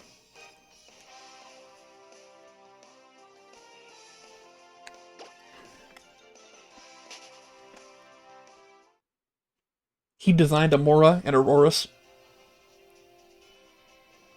Fantastic work. He designed Aegislash.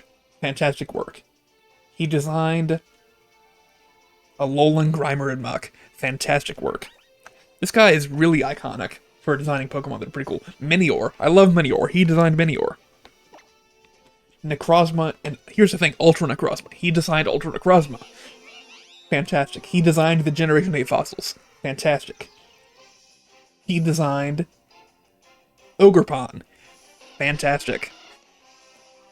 So there's the kind of lineage that Inkay is in. It's a fantastic design. It's a fantastic evolution concept. And here's the biggest thing. It evolves into my friend Malamar. My good friend Malamar. And Malamar, at this point, can Mega Evolve, which is even better. So Inkay is also on this route. It's fantastic. What else do we have here?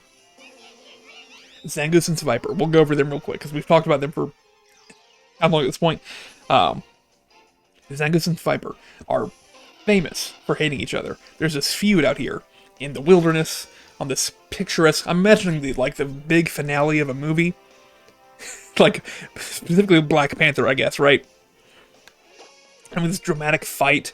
There's waterfalls and gorgeous scenery and all that, and there's just this feud between these two Pokemon that hate each other. You could make a movie out of it. You really should. And they're on this route.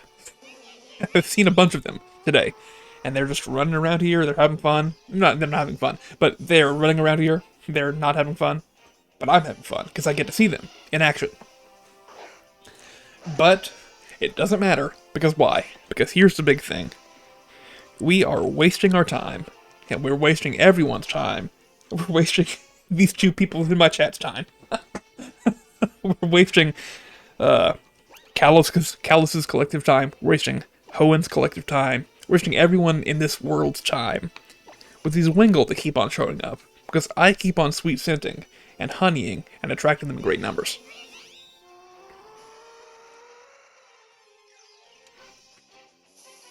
And those are the kinds of Pokemon that are getting displaced and thrown out of their own habitats. These iconic Pokemon, Zangoose, Viper, Absol, Bagon, Drifloon, Inkay, and others. There's Mienfoo here, right? We can look at Mienfoo. I'm sure that I can find something to love about Mienfoo. Let me scroll through Mienfoo's Pokedex page and we'll read about it together. It's cute. I mean, just immediately off the bat, it's cute. I'll tell you that. I like the name. Mean. It's a fighting type. What animal is it based on? Let's look at this. It is a... It's an ermine. Or ermine. Whatever you want to call it. Yeah. I guess it's an ermine because it's Mienfoo. Okay. See, I like it now. Got a good shiny, I'll tell you that. Hey, we also have Spoink on this route. I looked for Spoink for a while. I found Spoink and caught Spoink. Who does not love Spoink?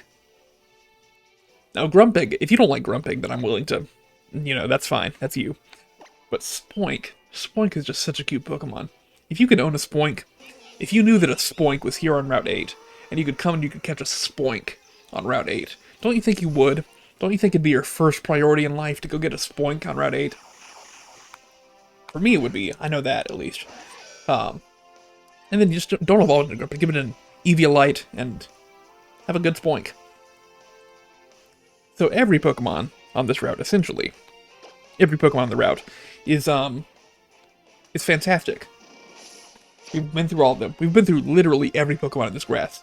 Spoink, Zangoose, Viper, Absol, Bagon, Drifloon, Mienfoo, Inkay.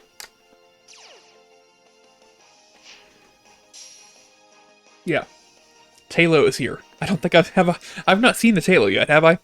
I'm not just losing my mind. There's not been a single Tailo. And who could blame them? They've been outcompeted. They've been outpopulated. They've been destroyed by this horde. This horde of hordes of Wingull are obliterating the population of Tailo. Because here's the thing. Tailo is pretty good. Let's look at their stats, okay? We've got Tailo here. And on the other hand, we have Wingull. We're going to compare their stats. So, Tailo, I'm really interested in speed here, I'll say. So, Tailo stats has a speed of 85. That's pretty good. It's a first stage Pokemon. Its highest stat is speed by a good bit. Let's compare it to Wingull. Wingull's speed is 85. It's the same speed. Wingull and Tailo have the exact same speed as each other. You see, now that's something insane. Because I was ready to say that, sure, Wingull is slower, but no, it's not even slower. That's just even worse of a situation for Tailo. Because not only are they outnumbered, they're equally matched on speed. Which means, how could a Tailo compete for food, or for shelter, or for mates, or for human attention with their sweet scenting and honeying in great numbers? How could a Tailo compete with a Wingull? They can't. It just can't. Sheer numbers and equal stats here mean that there's no shot for a Taillow to exist comfortably here. Even though this is their habitat, that's really the story. That's something big that we've just noticed here. Right? Making the association that, of course, Taillow are getting outnumbered and outcompeted in their own habitat, and that's why. That is the reason that Wingull on this route right here is a 60% encounter. And it's the reason that Taillow on this route right here is a 5% encounter in hordes. Those are both hordes, right?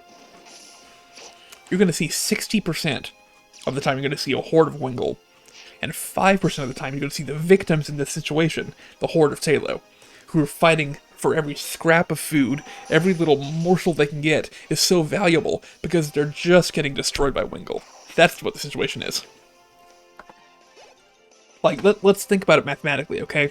So, looking at Taillow and Wingull, if you just use Sweet Scent like I've been doing here, you are, and I'm going to do the math in my head here, you are 12? You are 12 times as likely to see a horde of Wingull as you are to see a horde of Taillow. And that's just astounding. The fact that Wingull have so thoroughly dominated this environment, this route here. They're not native. They came here from other regions. They flew who knows how many miles, right? Probably from Paldea, if I had to guess. Maybe they could make the flight across the channel from Galar, but it's a big ask. Let me look this up. How far can a Taillow fly? Or a Wingull, or a seagull in real life. How far can a seagull fly?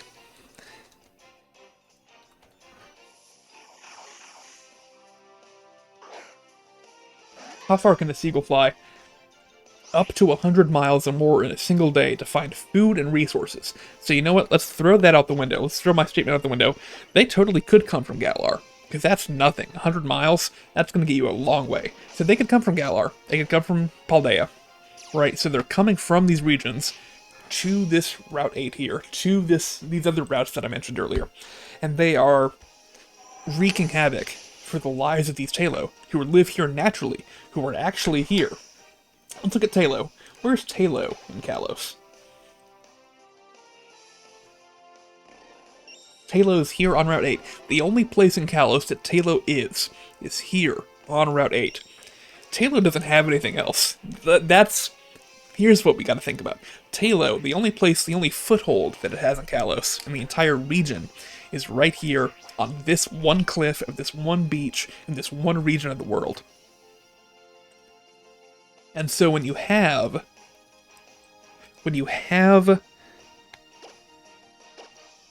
Wingull come in here, and you have Wingull stealing every single thing from these Taillow, they have nothing. There's literally no reason for them to stay, and consequently, there's no reason for them to exist in Kalos. They're going to be driven to extinction, maybe at this point, because Wingull are so prolific and are such skilled thieves of opportunities and food and shelter and all the stuff that we said. It's astounding that Wingull are so resilient. It speaks to how skilled Wingull are, I guess, if you want to go that way. But it's really troubling, if you're a Taillow, that, like, my entire life is getting destroyed in front of me by these Wingull coming in from who knows where. I didn't bring them here. It's not my fault they're here. It's someone else's. It's trainers' faults that they're here. And as a result, I die. And now I'm gone. It's this very sad situation. Let's compare the rest of the base stats while we're at it. Right? Let's say that, for example, a Taillow wants to fight for territory. Taillow wants to go against a Wingull. You have just a one-on-one, head-to-head. Who's going to come out ahead there, right? So, Taillow's stats. Its base stat total is 270, which is actually the same as Wingull's. Surprisingly, they also have the same speed. Let's look at the other stats. I'm just going to glance through it myself here.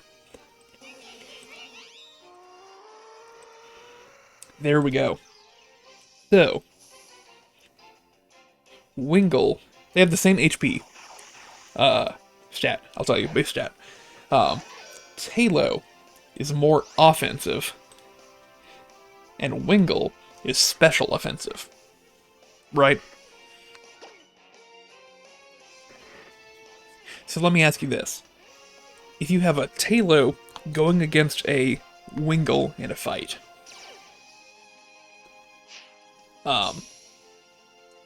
what is going to be the result? What are their learn sets at this point? What moves are they gonna know? So on this route, these Pokemon are level 7. They're both level 7, so what do they know? Wingull, at this point, is going to know... I'll tell you the moves here, I'll pull them up. It knows Growl, it knows Water Gun, it knows Supersonic. Okay. Halo, at this point. Let me just pull it up here. Halo knows Peck and Growl and Focus Energy. Now here's the problem with that. You've probably noticed the problem already, but I'll tell you what it is explicitly here. Wingull, turn 1, is going to pull out a Supersonic. And it's going to get the confusion, right?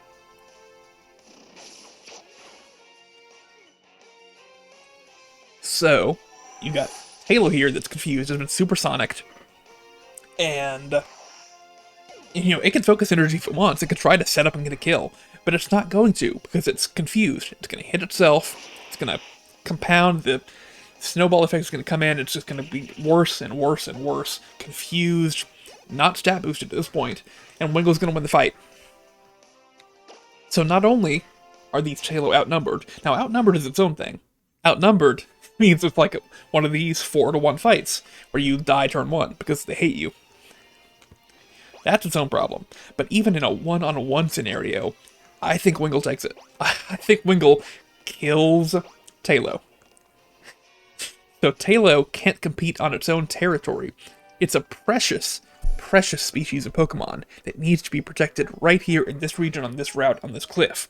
Because there's nowhere else in the world that it can go. Not in this world, not in this region. But Wingull's coming in and just obliterates it. It's not even a contest. Now let's look at other Pokemon on this route. Right, we were going through the list of Pokemon that are getting crowded out by Wingull here. I'm going to talk about Rock Smash Rocks now. There are Dwebble here. There are Binnacle here. Now, Binnacle is a pretty cool Pokemon. Who designed Binnacle? Let's ask that question.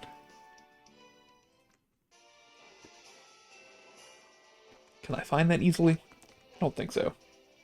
But Binnacle's pretty cool. Binnacle's got 2 heads, it's a rock. And here's the thing, Binnacle being a rock type, maybe it could take out the Wingull, right? You're thinking rock type, flying type. It's a good matchup, so maybe we have a chance of taking out all the Wingull and stabilizing the situation. But no, actually, no, that's not the case. Because, and I'll tell you why because, it's because all the Binnacle, and we'll also just say all the Dwebble, it's also a rock type. Every single Binnacle and Dwebble on this route are down the cliff. They're at the rocks by the water surface. They're in the Rock Smash Rocks. So they're not going to come out unless you disturb them. They're not going to climb the cliff for any reason whatsoever. The fact is, they're down there, and the Wingull are up here, and this is the problem, and they can solve it, but they're not going to come up here. It's not going to happen, right? Barring some, you know, 1 in a million situation, you're not going to catch a Binnacle up on the cliff. There's nothing for it up on the cliff. It wants to be down on the beach where it can live in its rock and tend to itself. It's not going to be the one to come and solve our problem for us. That's going to be, there's going to be some kind of trainer intervention here. That would be the ideal. So, they're not going to save us, right? And Wingull are just going to come up here and they're going to obliterate the environment, like we said. Now, let's think about this, okay? Let's think about Unova, the Unova region. Because this is a big, big thing, okay? What is the Unova region based on? I'm typing it into my computer like it matters. I know what the answer is. You know what the answer is. Unova is based on the United States. So, canonically, in the world of Pokemon, there is a United States equivalent. So, let's ask another question, right? Do you know your U.S. history? And do you know about, and I'll say it here, the Guano Islands Act of 1856? And I'll give you the context for this. There is a law, a United States law, passed in 1856, that says essentially the following. If you are a sailor, if you're on a boat in the ocean, right, and you find an uninhabited island, and that uninhabited island is covered in bird poop, literal guano. If that island is covered in guano, then you have a right to claim that island in the name of the United States, and it becomes a United States-owned island. That's the gist of it, right? Assuming the island is not, claimed by someone else. But you can just go, you can find a bird poopy island, a bird poopy place in the ocean, and you say, hey, no one's here, no one owns it yet, it's mine now. Do you see where I'm going with this? Do you see what I'm trying to get at here? So let's say that someone's in Unova. Certainly, Unova has a similar kind of history to the real-life United States it's based on, right? So you have Unova. They have, wars and Civil War and all that stuff. And they must have an equivalent to the Guano Islands Act of 1856. Which means, like, let's say you're a Unovan, and you say, hey, it's 1856 or whatever. I want to go out there, and I want to find myself a poopy island. An island that's just covered in guano that no one wants. It's been soiled, literally soiled. And then the soil is the guano. Because here's the thing. Let me explain a little bit more context first. Because guano, bird guano especially, it's fantastic fertilizer. The United States at this point, 1856, was undergoing a period of big expansion. Like westward, Manifest Destiny, that kind of thing. The United States needed a whole lot of fertilizer. Because you're trying to cultivate the breadbasket of America. If I'm going to use the euphemistic phrase. And so it's got to run on something. You got to feed the plants something, so you can feed them the bird guano. And so the Guano Islands Act is a way for the United States to get fresh, I don't know, depending on your definition of fresh, to get some fresh fertilizer into the country. Because you go out, you say, hey, there's an island, it's got guano, and I like that guano. So it's your guano now, and you ship it back to America, and you spread it across the land, and your plants grow beautifully, and you get, fruits and vegetables and all that stuff. That's kind of the intent behind the Guano Islands Act. So, let's say that you've got a Unovan explorer, a Unovan ship captain, or Unovan on a boat in general, and he or she sails across the Atlantic in search of a guano island, right? You see where I'm going with this. So this Unovan explorer happens to stroll up into the, what's the name of that body of water? In real life, what is it called? Let me see if I can find the name quickly. Because it'll be good to describe exactly what I mean. They roll up into the Celtic Sea, or the Bay of Biscay. The Bay of Biscay is actually a more accurate term for what I mean. The Bay of Biscay there. You can look up exactly where that is. So this Unovan explorer rolls up into the Pokemon equivalent of the Bay of Biscay. And what do they see? In the Pokemon world, they see Kalos here. And what part of Kalos do they see? They see Route 8. Because we're right there. If I look at the Pokemon Kalos world map. Yeah. Oh, exactly. That's exactly it. We are sitting on the Bay of Biscay in the Pokemon world. If I get out of this fight now, I'll be happy to show it to you. There's going to be a moment, and I'll do so. So we're sitting on the Bay of Biscay, and this Uniman explorer comes along and says, hey, you know, and this is after, of course, this is 1850s, so humans have settled and cultivated and dominated this land for quite a long time at this point. When did humans first come to France? Because it's going to be some ridiculous BC. When did humans arrive in France? Because, you know, in France they've got this really, really ancient, prehistoric cave paintings, like Lascaux. It's a good example. Why is there no Lascaux in this game? I feel like that's a missed opportunity. Put some kind of equivalent of the Lascaux caves into X and Y. Anyways, maybe they did. Is there an equivalent to... Is that like the Mirror Cave or something? I don't know. Over 1.5 million years ago. So humans have lived here in Calais/France for a long, long, long time. And for as long as humans have lived here, they've probably wanted to attract birds, right? They're cool looking. I guess that's what you could wrongly think about birds. But you would put out your sweet scent and you put out your honey to attract Pokemon in great numbers. And, of course, what shows up but this non-native population of Wingull. So, these Wingull are coming in, and they've been coming in, that's the thing, for thousands and thousands and thousands of years. They've swarmed on Route 8. They've hoarded Route 8. Literal hordes of Wingull on Route 8. And so what's the result of that? What's the result of thousands, tens of thousands, hundreds of thousands, millions of Wingull, right? What's the outcome? You get a route, you get an area of the world, an area of Kalos, that is completely and totally covered in bird guano. Yes. And obviously, look, okay, this is a Pokemon game. They're not going to show in a Pokemon game this, like, rated... What is Pokemon X rated? Let me pull up my box. I'll pull it out. They're not going to show in a rated E for everyone game, right? They're not going to show a route that's full of bird guano, but we know it is. We are sitting here. We know. We've seen the evidence. We've seen the birds. We've seen the sweet scents. We've seen everything necessary, and we know that this route, if it were real, would be completely and utterly loaded with guano. This route would be prime real estate, and I'm saying literal real estate here, like land you could claim. It's just covered in guano.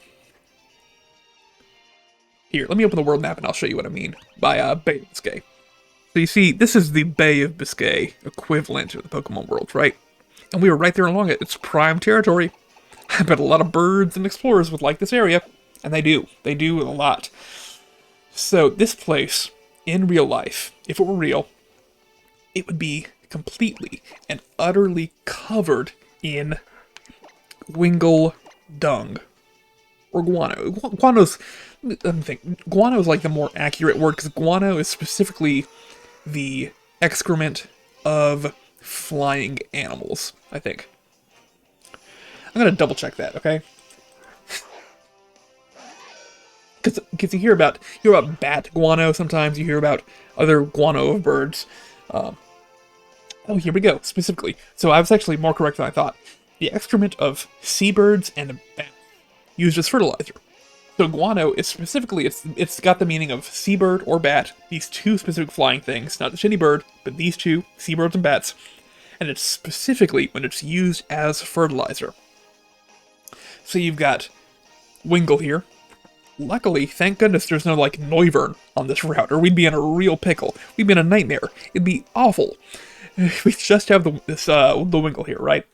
But still, there are so many Wingull. You have a 60% chance, when you use Sweet Scent on this route, to encounter a horde of Wingull. And that horde consists of 5 Wingull. Right, how many Sweet Scents can you do per hour? Estimate, right? Just rough. Maybe it takes a minute.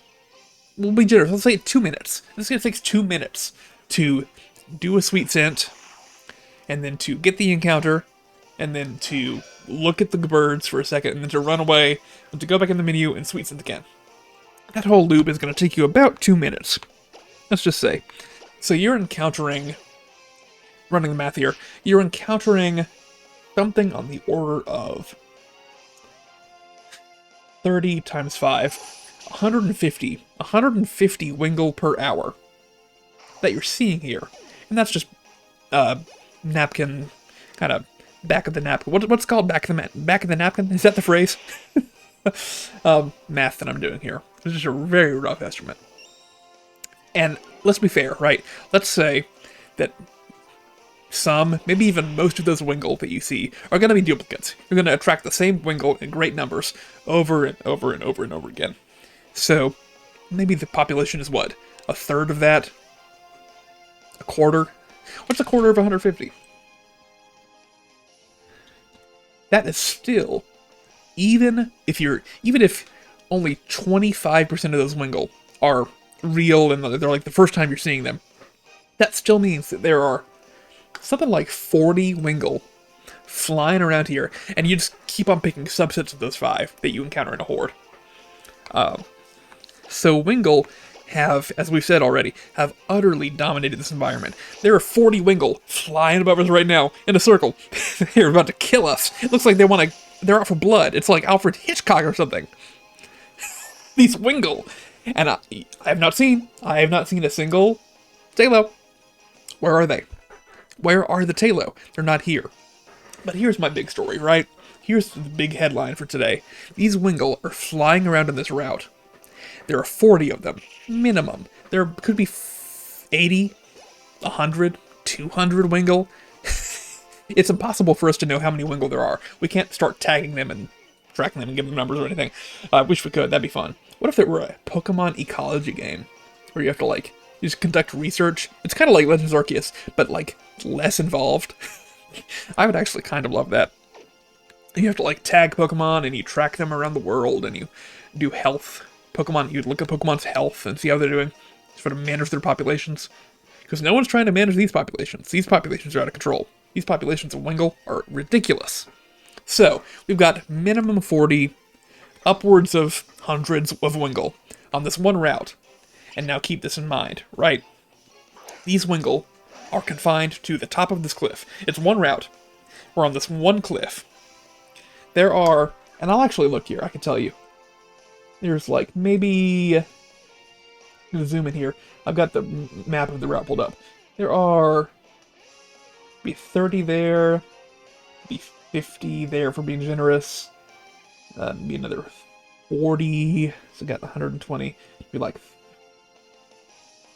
there are only like 100, there are about 150, if like max 200. There are only that many grass patches on this route that you can walk into and encounter a Pokemon. So you've got 40, anywhere between like 40 and hundreds of Wingulls swarming around on this one route that only has, 150 to 200 grass patches to encounter them in. So every grass patch, let's be real here, every single grass patch on this route probably has a Wingull in it. Or more than one Wingull, depending on how you count it. It's just astounding the plethora of Wingulls that have occurred on this route. It's scary almost. It's like, I said this earlier, but you look at it and you immediately know something's gone terribly wrong. You immediately know that humans have come in and they've messed this situation up majorly, in a major way. Because the Wingull are just everywhere. The Wingull won't stop. The Wingull will astound you in their numbers. So, back to my example here. We've got a Univin explorer who is coming from Unova, crosses the entire ocean in search of guano islands to claim for Unova. Because Unova needs the guano, right? It's America, and they need the guano. So, you have this Univin explorer who rolls up into the Bay of Biscay. And this Univin explorer sees Route 8. And this Univin explorer sees Wingull. This Univin explorer sees hundreds, or maybe thousands of Wingull, because they're not just going to stay in this upper area of the route. That's where they make their nests. That's where they breed, maybe. That's where they eat. But that's not where they stay, because they're going to fly all over the area. We said they're flying out of the sewers, out of the trash. Anywhere they can get, they're going to fly to. Because they just want to explore the world. And I can't really fault them for that. It's not their fault that they're dominating, but it's just what the situation is, right? So you got Wiggle flying all over the place, flying, and they're gonna deposit guano. You know, you don't poop where you eat or sleep. That's just the fact of life. So these Wingle are going to fly wherever they want, in the ocean, in the beach, in the cliffs, in the forest, in the meadow, anywhere they want to go, and they're going to poop. They're going to poop. You ever seen a seagull poop? Let me pull up a video. I'm going to pull up a video of a seagull pooping. I'm going to watch it for myself, and I'll tell you what's going on here, okay?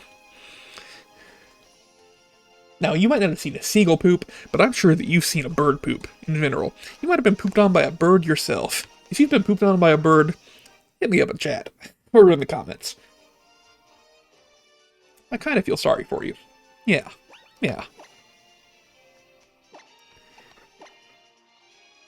So you imagine a bird pooping, right? Now amplify it, probably up by a couple of notches, and then you get a seagull pooping. Because seagulls, let's be real here, seagulls have one of the worst diets you can imagine. Even if they're eating good, even if they're eating what they should eat, what are we eating? We're eating shellfish. We're eating fish. That's disgusting. And it's going to ferment and digest and break down and decompose inside the gut of the seagull. And then it's going to come out on top of you. It's going to land right on your head. Right there. It's going to be stuck in your hair. You have to go and shower. And shower twice or 3 times. Because you get that fermented, disgusting, liquidy, solidy of a seagull poop into your hair. And that's bad. That's a bad situation to be in. Okay. So we have... I almost got ahead of myself here. Okay, we just talked about the normal diet, right? What are these Wingle eating? What is it that these Wingle are consuming on the daily? It's not seafood. It's not shellfish. It's not fish. They're eating honey. They're eating pure honey.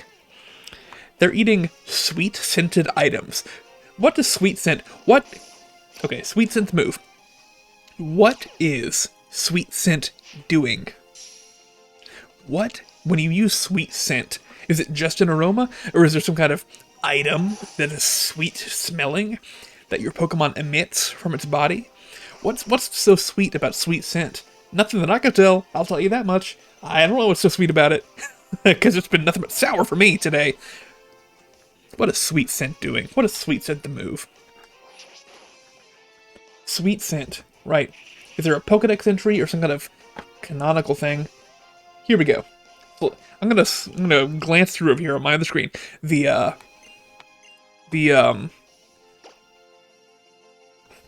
Pokedex entries or the game descriptions of the move Sweet Scent. And I'll tell you what's going on. I'll summarize it for you. Just give me just a moment.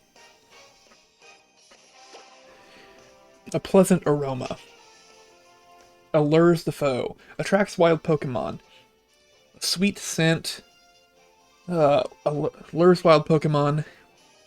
Lures wild Pokemon. A sweet scent. Releases a scent. So, the move is described as a sweet scent, so I have to think that actually there's no physical object. It's not like a sweet orb or something that comes out of your Pokemon when you use sweet scent. It's just like a vapor or a mist or another kind of aerosolized scent in the air.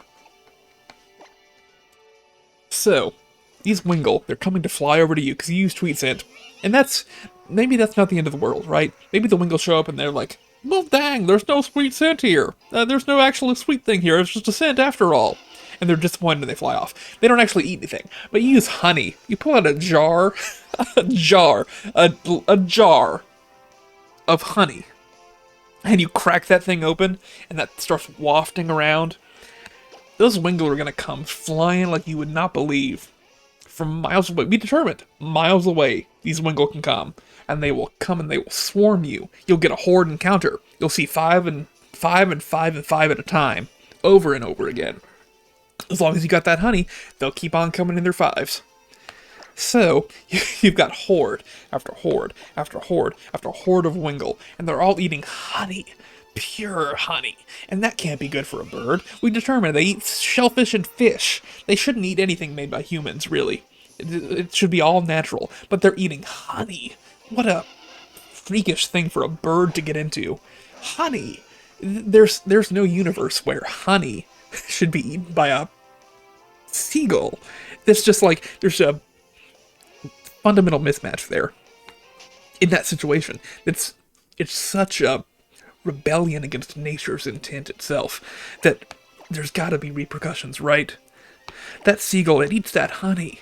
That seagull eats that nasty, nasty honey. And that nasty, nasty honey ferments and gets nastier and nastier all the time. And that seagull, it's probably got a stomach ache. It's feeling like crap because it ate your honey. Why would you do that to a seagull?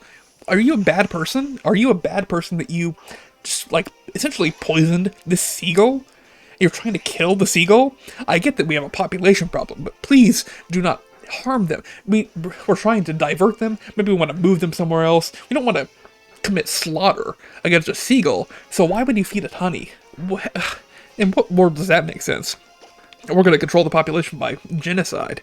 We're not Thanos. We're not Seagull Thanos. We're not going to snap anyone out of existence today. We're just going to try and figure out what the problem is and resolve it in a good manner. Give me a break. We're not feeding a seagull honey. That's off the table. That's not up for debate, okay? We're not going to feed the seagulls honey. So, they did though. That's the thing. They did. People are coming out here on this route, and they're cracking open that honey. They're cracking it open here, cracking it open there, and you got Wingles coming in the fives, and fives, and fives, and fives, over and over again. Dozens, hundreds at a time, these Wingles come and they fight you, because they want your honey. And you give it to them, you hand them the honey, and like we said, the seagulls, the Wingles, they eat the honey, and the honey gets down inside them, and the honey gets down inside them, and it's just rotting, and it's putrid, and it's revolting what happens inside those birds, that honey. And it's a nightmare of a situation, because what's going to happen? Poop. Poop. Poop. The bird is going to poop the honey. The nasty, nasty, nasty honey is going to... And it's... it's a bad day for the seagull, but it's a bad day for you too. Because that nasty, nasty, nasty, nasty honey, it's coming right out. It's shooting. It's like a projectile cannon.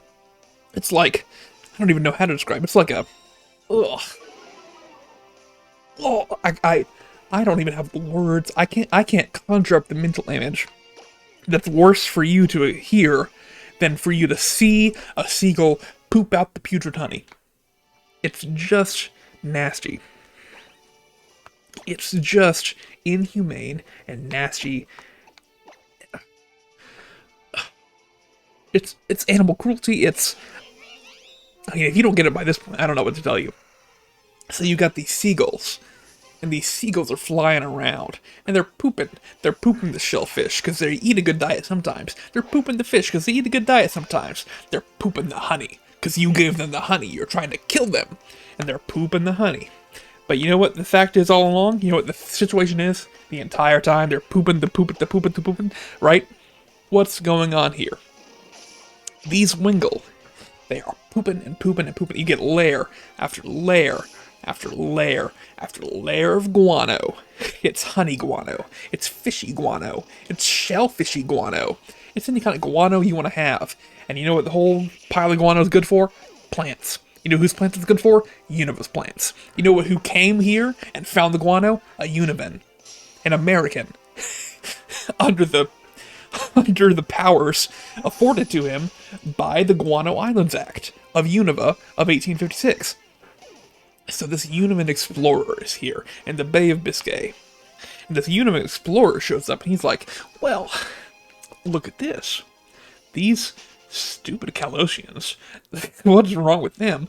They have spent years, decades, centuries, millennia coming to this cliff and yanking out their honey, and it's attracting these Wingle in great numbers. And these Wingle, once they're here, they're not going away, right? You've got a sustainable source of guano over many, many years. So these Wingle, what are they going to do? They're going to stick around, they're going to make you more and more and more fertilizer. You'd love to see it as a Univan. You'd love to see you're on a ship for 6 months or whatever, how long it takes to get to Europe, to Kalos from Univa, right, in what is it, 19th century? That's what it would be. And you get here and you're like, look at this, look at this guano.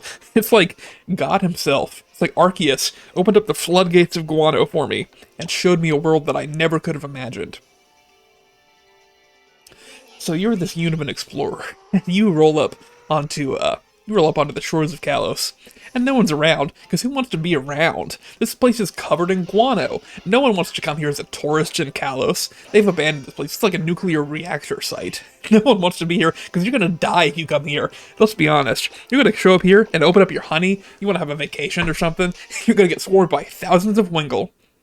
Dozens, hundreds of thousands. One of the three. You can't take 2 steps without stepping into a 6-inch pile of bird poop. So no one's gonna come here on vacation. Obviously, it's uninhabited. Right? For the purposes of this game being rated E, like we said before, they put a town here in the game. But in real life, this seagull infested.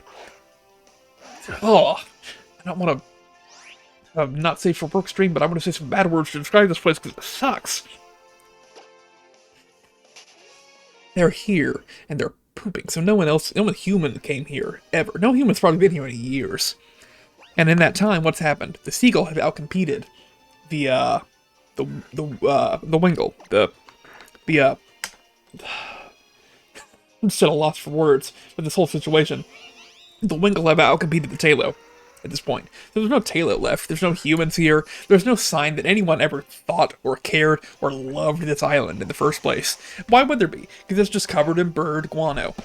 So you're this Univan explorer. I'm going to put you in the shoes of the Univan explorer. And you see this place and you're like, uninhabited? Check. Not claimed by anyone else? I don't see anyone. All I see is a bunch of birds and bird crap. Check. And at this point, you're getting more and more excited because you can be the one in your family. You can make a name for yourself. You can go down in history as this Univan explorer who innovated and who expanded the borders of his country and found a source of sustenance. Believe it or not, because we went over that. We went over that it's fertilizer. We found a source of sustenance for your people. And you're this fantastic hero. Because, Univan, they're all about individualism. It's like, if you can make a name for yourself, you can do anything in the world. It's they'll say your name 100 years from now. You're immortal, essentially. So who wouldn't want to find a big old guano island? It's a real mark of pride for a Univan to go out and find that guano island. And this Univan, you, or whoever shoes you're in, they came out to Kalos. They crossed the ocean. They sailed up into the Bay of Biscay, and they found this gorgeous guano island here. This gorgeous guano settlement. There's no humans. They don't want to be here. We don't even know they exist from the perspective of the Univan. But it's full of birds, and it's full of guano. So what are we going to do? What are we going to do about that? What are we going to do with that information? If we are this Univan explorer, what I'm going to do, you're going to do, they're going to do, is pull out the flag. You keep a flag in your boat. In case of situations just like this, you keep a Univan flag in your boat. You open up that very special drawer in the boat, and you pull out that flag of Unova, and you stick it on that pole, and there we go. Let me do that on camera. You plant that flag. It's Unova now. Unova has claimed Route 8 of Kalos. Right? That is exactly what's going to happen here.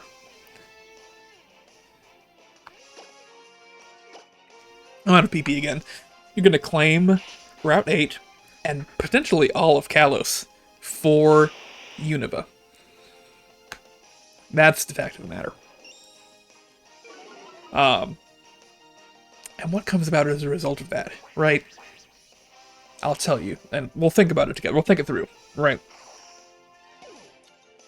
You have essentially just started a war between your country and Kalos, right? And don't think that I'm exaggerating here. We walk through every single step along the way. This all makes sense. This all checks out. This is exactly how it could happen. Exactly how it could happen. So you are this explorer. You just stepped yourself into a dispute you never even could have imagined. You just set off a chain of events that would astound anyone.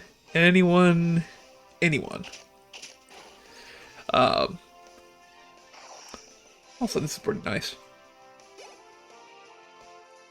Because let's run through. We got up to the point of Univen coming and planting a flag in the ground, full of guano, full of birds. It's ours. So let's talk it through, and let's go through what happens after you plant that flag in the ground, right?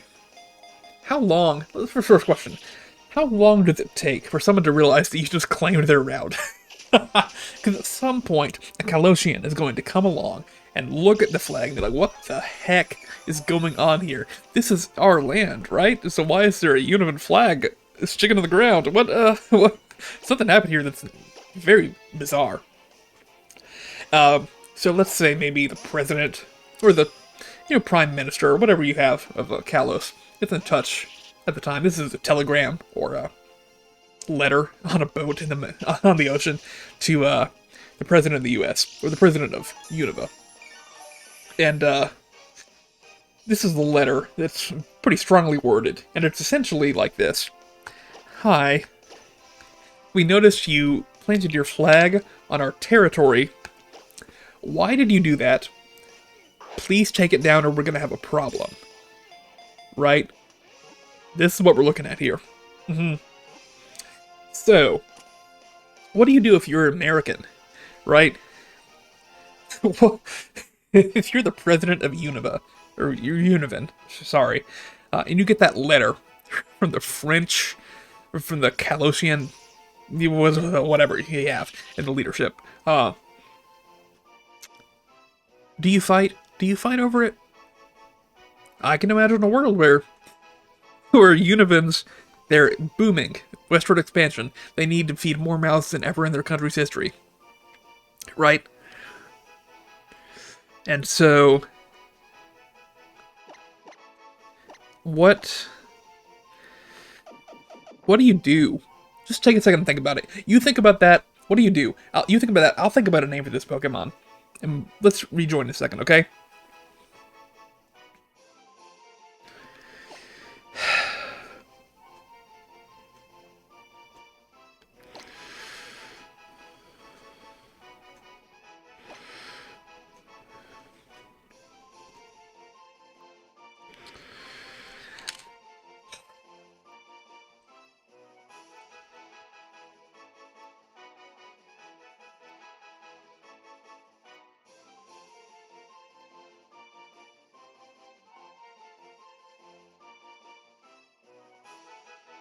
I can't think of a better name than this, because we've talked a lot about how every Pokemon on this route is a victim of this Wingull, of this Wingull nightmare. And so why not just call it victim in French, victime? Or actually, well, yeah. This Viper is la victime. So you've had time to think about it now. What are you going to do?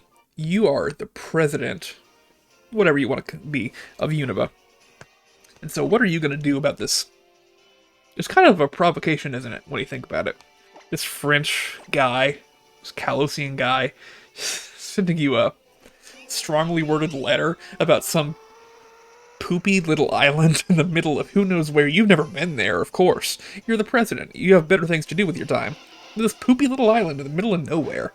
Who the heck cares about this poopy little island? No one does. And so here's what you do. Here's what I think you would probably do if you were the leader of Unova.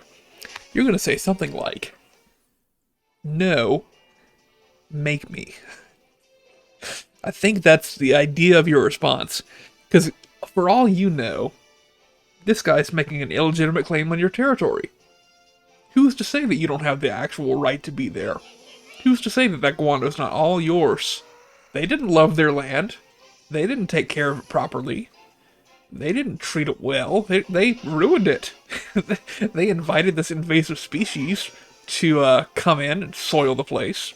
And now you're trying to clean it up. The Univens are trying to clean it up. Let's be honest. You're trying to clean it up for them. You're making their habitat better for them. Why do they want to fight you about it? Why is that the case? What's up with that?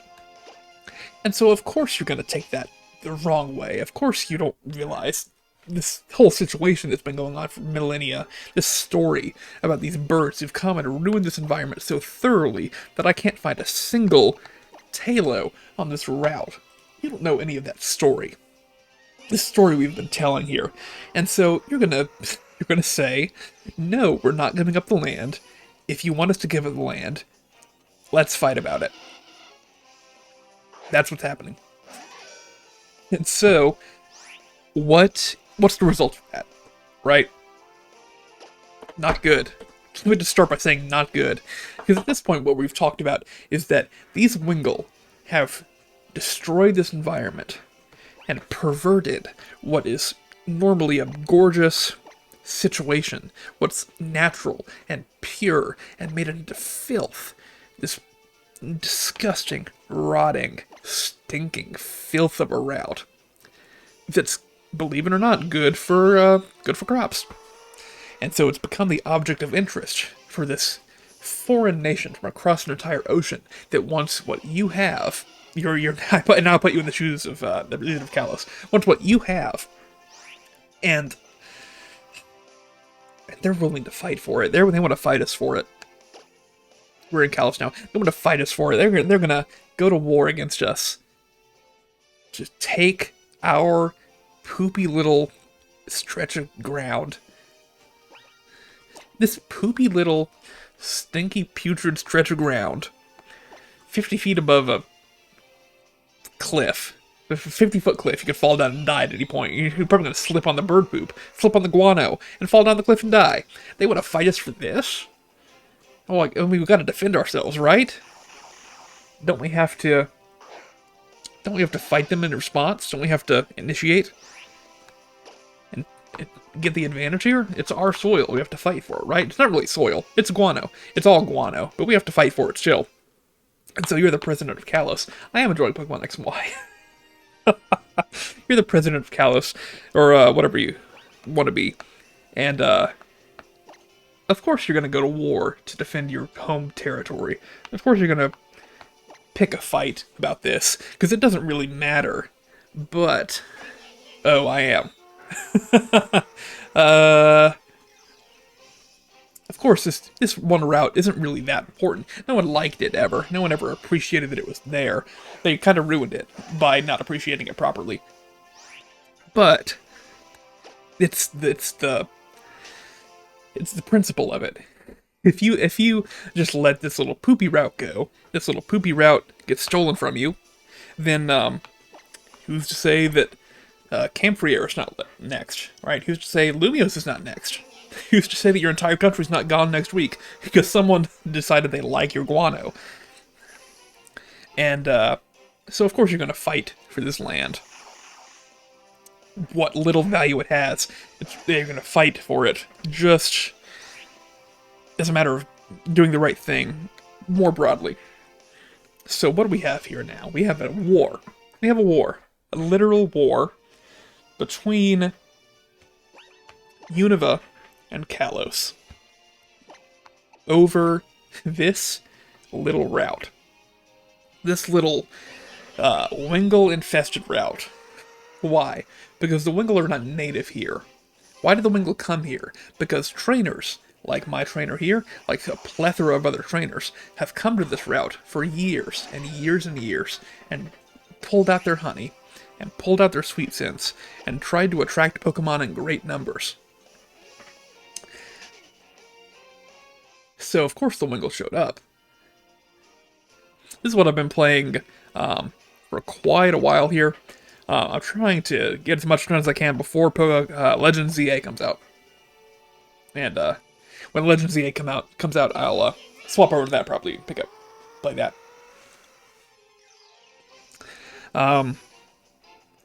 So these Wingull have shown up, and they've turned this real nightmare of a situation. They've made a real nightmare of a situation. Because they simultaneously kind of ruined your, route, and they also kind of made it valuable in a way that's not good at all for you.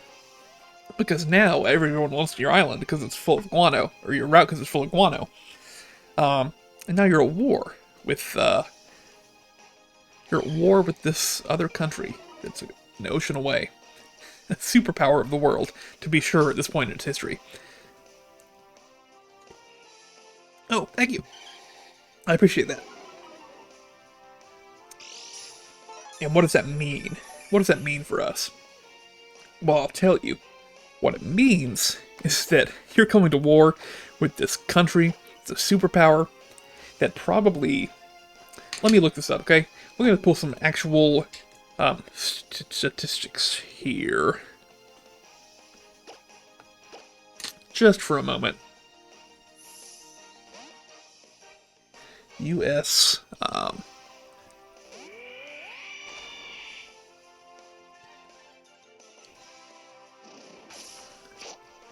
going to look up the size of the U.S. Armed Forces in 1850, in the year 1850. Okay. There are some.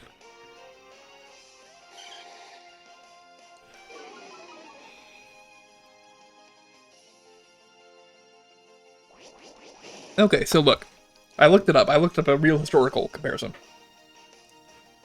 I'm in the southeastern U.S., so not too far from you.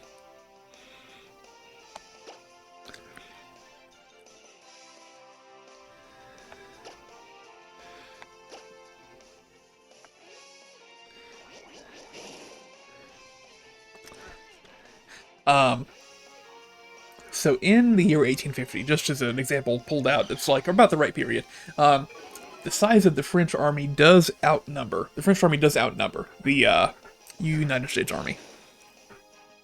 But you're Kalos, right? And you're fighting Unova in this war over this route. This route you're fighting the war over. Are you gonna win? Are you sure you're gonna win? You outnumber them, maybe, but you gonna win, though? You sure you're gonna win? What if you don't win? What if you need...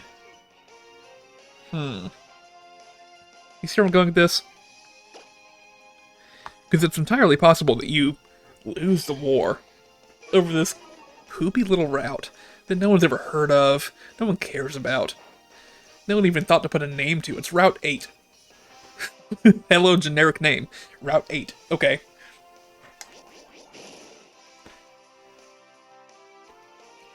And you're fighting this war over it, and maybe you're not winning. Maybe your supply chain's not quite there. Maybe you've got other distractions. Maybe you got Galar to fight a war against right now, right? You want to talk about rivalries. The wars between Britain and France? Don't even get me started. So maybe you've got other bigger fish to fry than this little war that you got going over this little poopy route. I am, yes. But I'm also doing a thing. It'll be done soon.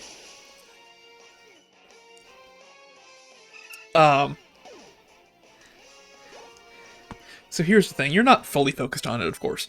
And maybe here's what you might need to do. Maybe you need like an underhanded tactic. Maybe you need some kind of method. No, I'm not a full-time streamer. I don't know if I would want to be. I'm just done with work for the day. Maybe you need some kind of underhanded method or tactic, like I was saying. Maybe you need some kind of weapon. Some kind of machine. Or maybe something, yeah, something like that. You need some kind of secret, hidden, powerful thing. I do know that, yes. And maybe I'll get there one day. I'm not too focused on it. I'm really just, I do it for fun.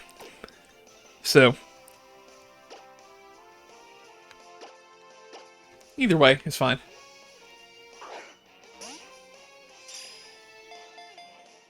Yeah. I forget what number I'm at exactly. But you need some kind of ultimate weapon to win this war.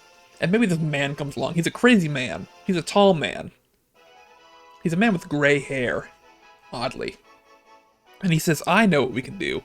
He says, I know how we can win this war. And you trust him, because he's one of your own countrymen. You trust him, and you say, sure, build it. Win us this war. Win us this little poopy piece of coast. Win us this little nothing burger of an island. Or a route. Whatever you want to call it. It doesn't matter to anyone. It's never mattered to anyone. If it mattered to someone, they wouldn't have pooped all over it with their wingles. Right? And this man, he builds the weapon he promised you. He creates exactly what he said he was going to create.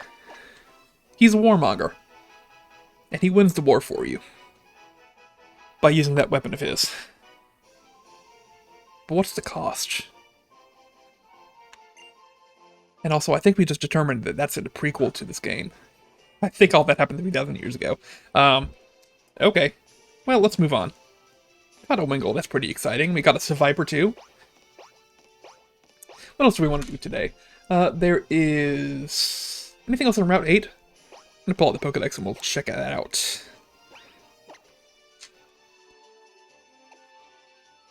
Pokédex, not Pokemon. GTA 5. I've definitely not. I would, but it's just never, I don't know, I just never decided to, I guess. Coastal. Let's see here.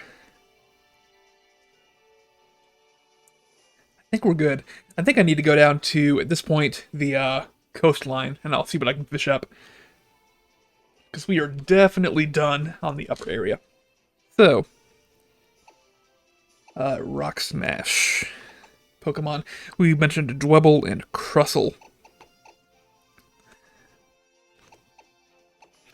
We got a Dwebble. Not Crustle. Binacle. We also got, okay. Community, where we support streamers and YouTubers. I'm good for now. Thank you for the offer, though. I do appreciate that.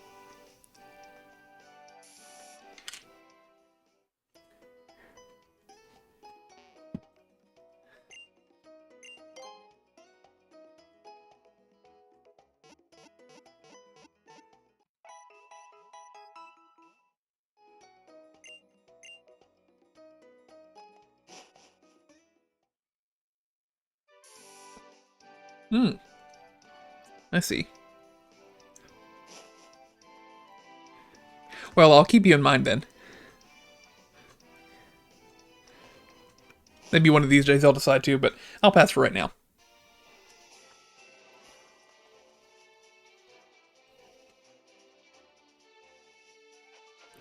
Okay, so down by the coast, we're good on Dwebble and Binacle. We need to... let's pull out the Pokédex again.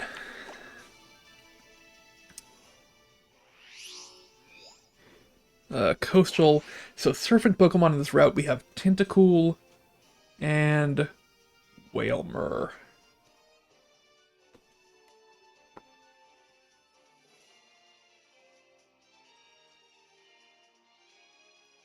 So, I've actually not seen a Whalmer ever.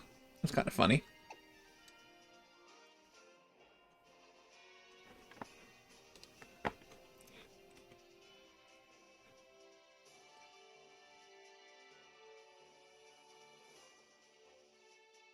Let's see.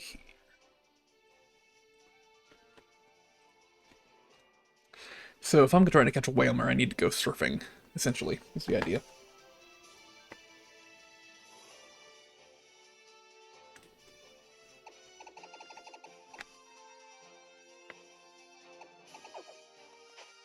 Okay, we will surf.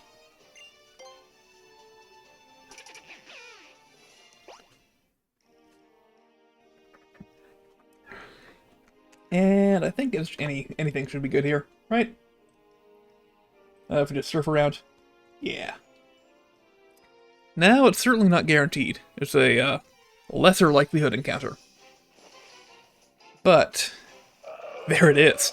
Oh, way to go. Alright, we could false swipe here, right? Should be plenty effective.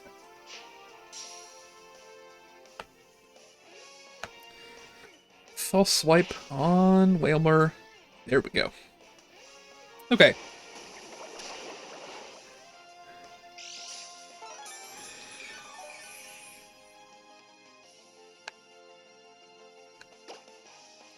throw a Pokeball, and we'll see if we can catch this thing. What's the catch rate? Let me just check. Oh, pretty good. We should be fine here. What? That's fine. Not the end of the world.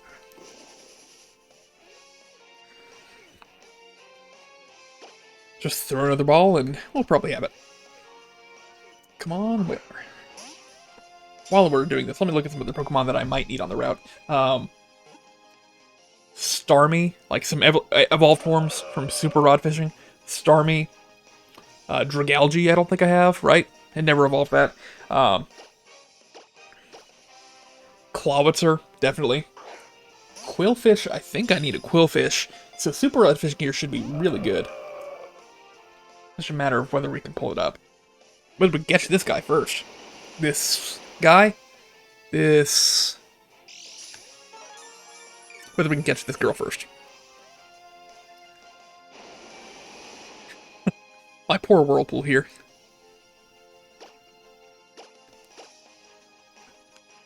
Okay.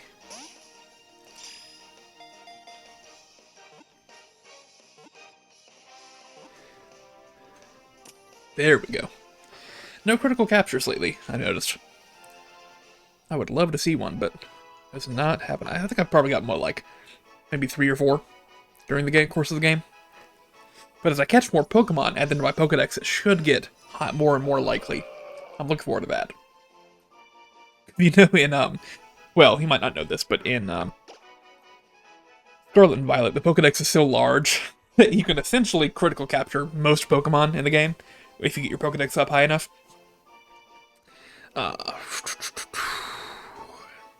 Whalmer. What do we call a Whalmer?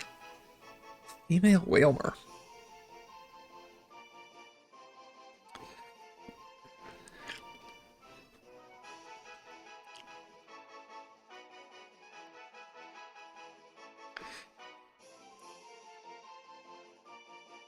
Have I used the name Bertha? Bertha seems really obvious, but I'm going to go with Bertha. It works. Let me not overthink things.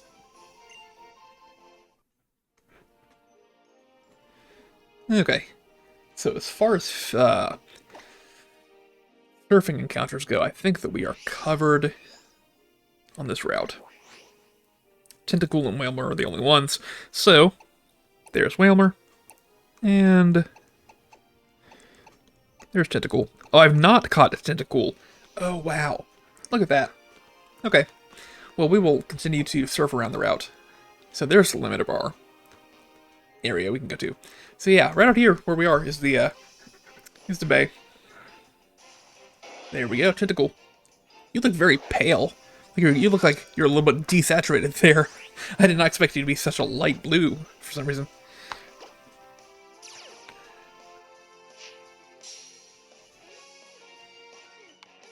You know, maybe I should try chain fishing here. I don't know how it works, but I can look it up. We're in a good spot. Maybe I could chain fish a shiny. That's if.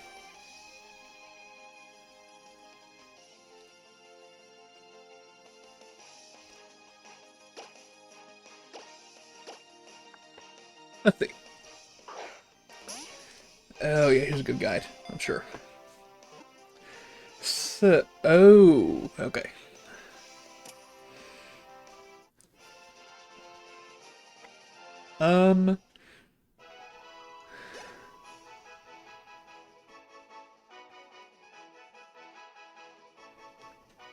Okay, yeah, I see a good spot.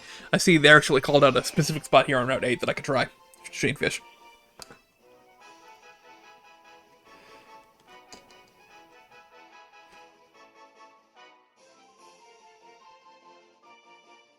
Okay, so the idea behind chain fishing I can explain now that I get it a tiny bit. You're going to catch Pokemon with the fishing, right? And you have to catch a Pokemon consecutively. It doesn't matter which Pokemon you catch, but you have to cast the rod, catch, cast the rod, catch, cast the rod, catch over and over and over again.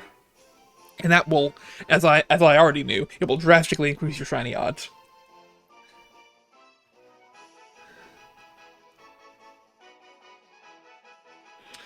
Um,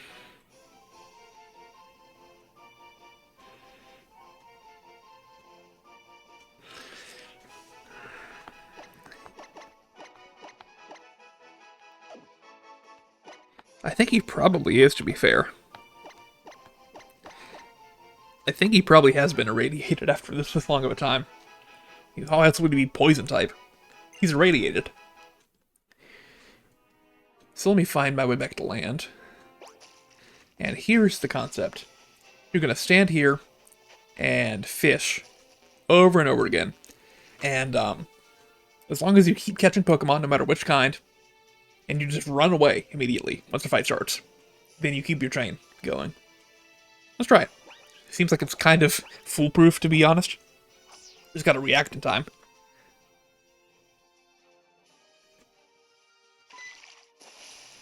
So there we go. There's a chain of one, if you want to call it that. It's a quillfish. Okay. Now I have not caught a quillfish, but just for the purposes of getting a chain going, I'm gonna run away, and we'll get a quillfish later if we need to. It's not a rare encounter here, right? That's a 60% chance to pull that up with the super rod, so no problem. We'll run. Okay. So we have a chain of one going here. Looking at it that way. Now if we fish again.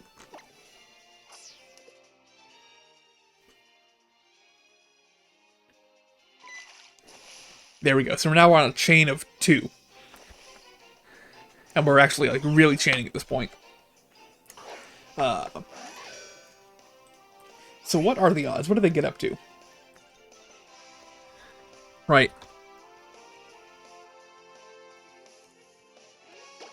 Because we're now at a chain of two here.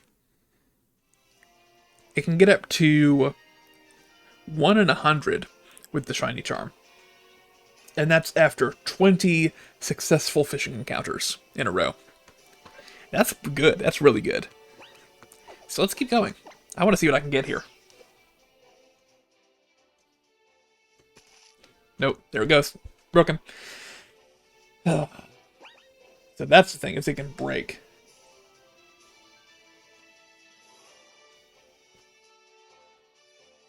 Okay. Let's try it again. That was pretty fun. It's incredibly simple, but it was pretty fun. Too slow? What? It's definitely not. Maybe it was. Nothing at all. Okay. Let's try a tile below. Can't believe I can fish here. That's kind of wild, but let's do it. There we go. We're back on a chain of one. I think technically. Clawitzer! Cool. I've not seen you in game yet, and I like that. Maybe I have seen it in a trainer fight or something. But it's a cool design nonetheless. We're gonna run.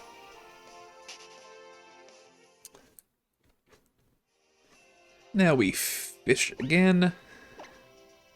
Don't do that.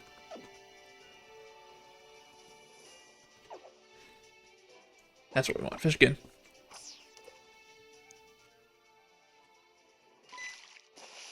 There we go. Yeah. The big thing is you have to get lucky enough to catch a Pokemon immediately. And then you have to react well enough to reel it in properly. Those are the two big hurdles that I'm seeing myself fail at.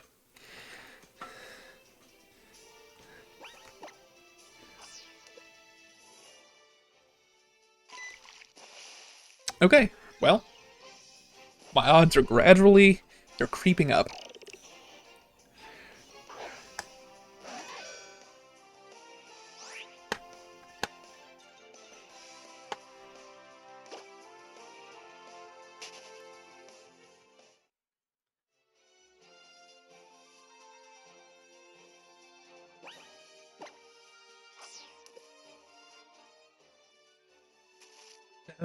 Oh my gosh.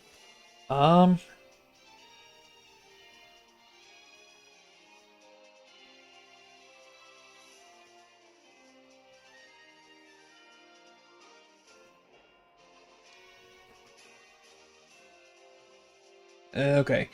So the idea is you want to have a Pokemon with suction cups or sticky hold, I'm reading here, at the front of your party, because in that case, it'll massively increase your chances of finding a Pokemon by fishing. And it could be like 100% just all the time, if you get your bonuses up high enough. So I want to do that, if I'm actually going to commit to this. Because I'm sure I do have a Pokemon with one of those abilities, right? If I'm going to roller skate up to town here, let me just peep into my decks, or not my decks, peep into, can't talk, peep in my boxes and see if I have a suction cup or sticky hold. You think Octillery for suction cups? Suction cups or sticky hold, yeah, Octillery, Inkay could have it, it has a chance to have it. Sticky hold, Gulpin? Gulpin could have it? Yeah. I think this is the big possibilities. Let's just see here who's got it. So, don't have a Grimer or a Muck. Gulpin, do I have a Gulpin? I do. It has Liquid Ooze. That's the wrong one. Okay. I don't have anything else that could have. Do I have Trubbish? Oh gosh, do I have to go through all these? I hope not. Can I sort them or search for them? There we go. Ability. Here we go. Beautiful. So, suction cups. We'll start with that.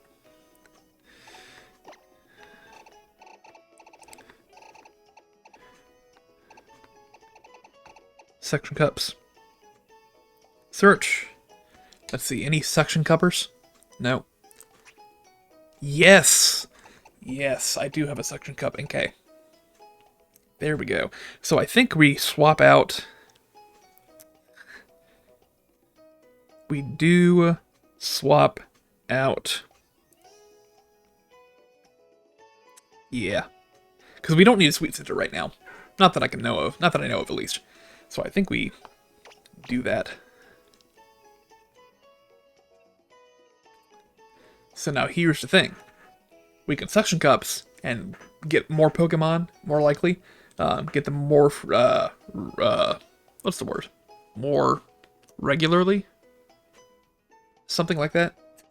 But we're low leveled. So, what do we then do about that? What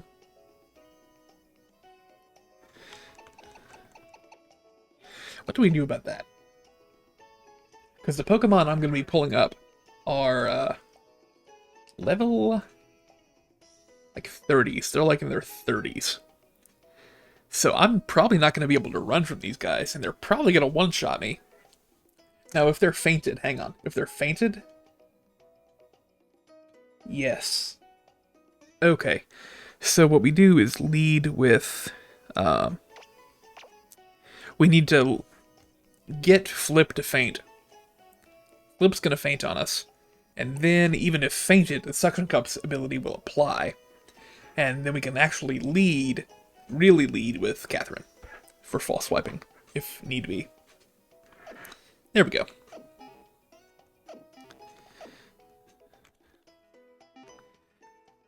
Let's head out to the fishing zone.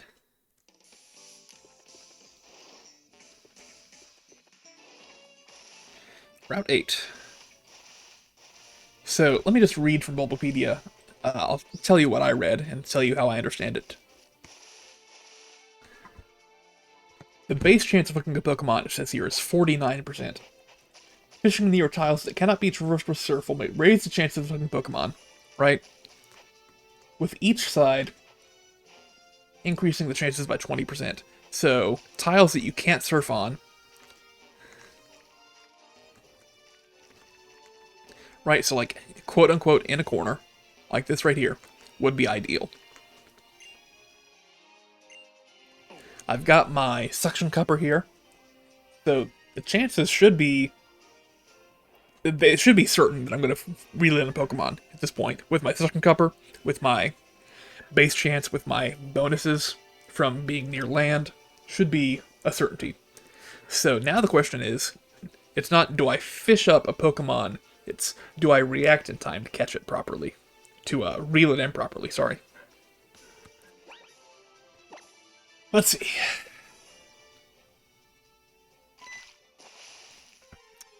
Alright, the chain begins.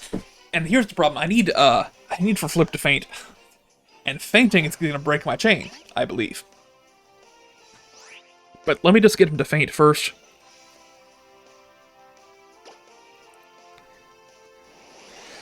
Because I need him to faint on me. And then we can really start the train. Because this is not the proper setup. What? Okay, hang on. That's really cool. That Inkay has oh gosh. I'm trying not to hurt him too much, but it might be, yeah, I might win this battle by mistake. That Inkay's move animations involve it flipping upside down. That's pretty cool.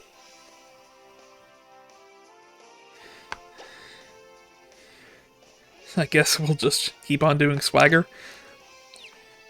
And please kill me. You can one-shot me, let's be real here. Thank you. So that's not going to count toward a chain. That just broke my chain, if I had one.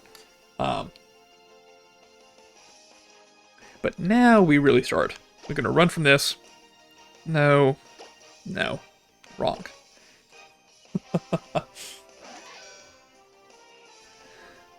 Run. Yeah.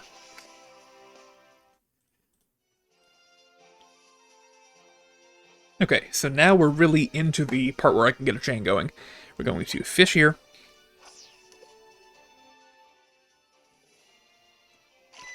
And yeah, that suction cup is already coming in handy. So, we have a chain on our hands. Let's see if we can keep it up to 20. And those wonderful odds. You're not shiny. Next. And this is really fast, too. Only 20 catches in a row. At this point, it's just a reaction test for me to see if I can do it properly.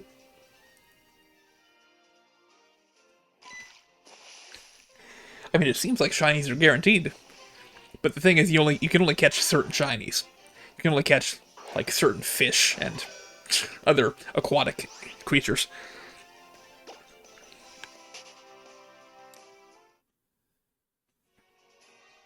Okay. So what can I talk about while I'm fishing?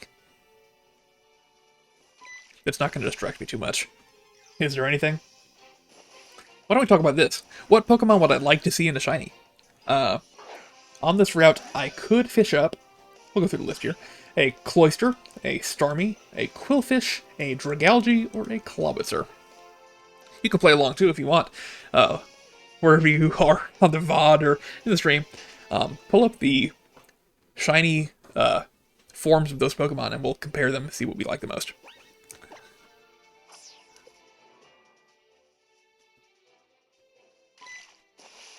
So, looking at Cloyster first. Cloyster's shiny is... Hey there. It's meh. It's blue, but like... It's not one that'll stick in my mind tomorrow, is what I'm saying. So... Yeah, I mean, I'll take it. I'd be happy to get one, of course, but it's not my preferred, I don't think.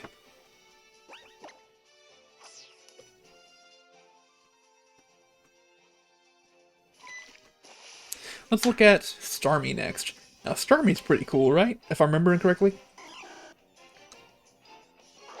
Oh, yeah. Its gem turns blue. Just gets bluer in general. What's up with these aquatic Pokemon turning blue? Can we do something different, please? So, Starmie, I'm gonna say I prefer it to Cloyster. But not by much. Are there better options in this water? How about Quillfish?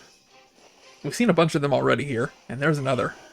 Quillfish is a bright pink. Now that's good. That's a big change. That's something to write home about. Quillfish with a bright pink top and a light pink underbelly. I would love that. That'd be pretty nice. And, it doesn't evolve in this game. It doesn't have any evolutions. So, that's it. Just bright pink quillfish. Be pretty cool, I have to say. I'll take that as my preference right now. No! I psyched myself out, I think. That sucks.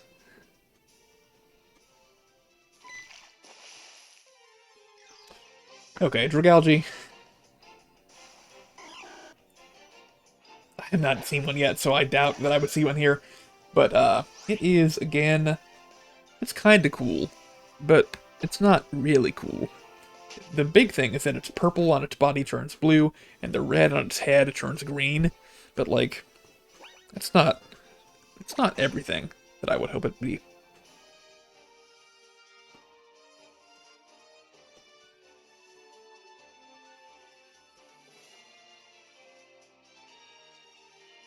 Am I fishing or no? What? Did I fish? Or no?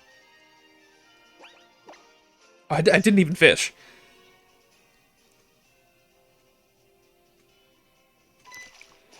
Here's my thing. Can you reel it in too fast? Because I'm kind of concerned in the back of my mind about reeling it in too fast and failing. But you might not be able to. It might just be, like, instant, if you can do it. So I shouldn't. I mean, in any case, even if it is possible to reel it in too fast, I don't think I'm going to. So we'll just do it as fast as we can.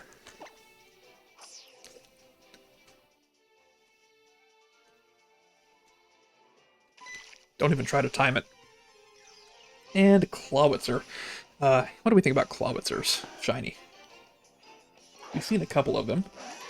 It turns... Oh, yeah, that's it. That's it right there.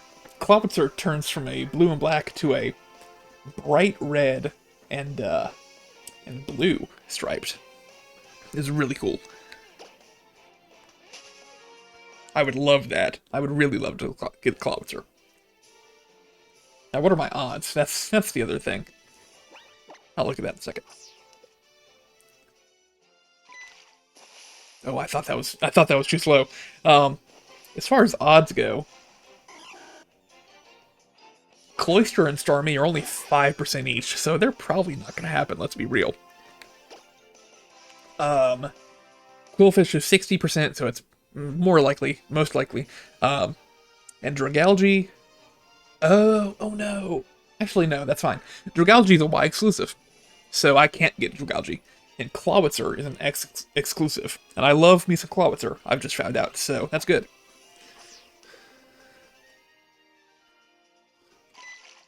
Clawitzer is a 35% chance. So, here's a... could very well happen. There he is. Yeah, so, I'll tell you about him. That orange on his big hand, that bottom part that's orange. Camera? No, wrong one. There we go. That orange turns white, the dark blue turns bright red, and the black turns light blue. It's really cool. I'd be thrilled to have shiny Clawitzer, if the game would give me it. Also, I think it's nighttime now. I think it's turned night. Didn't it get darker? I think I saw it got darker in the game. And just after that one fight there. For the first time since the special stream back when, I might see the nighttime version of this game. And it's all thanks to chain fishing.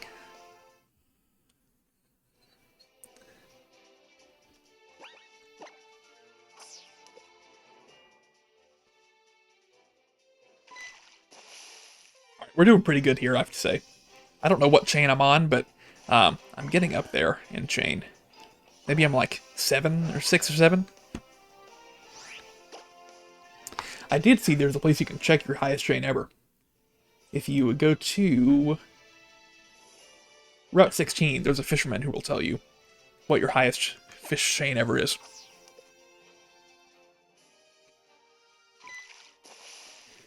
Ooh, this is fun. This is really fun. I think I prefer this to Poke Radar. At least in this game.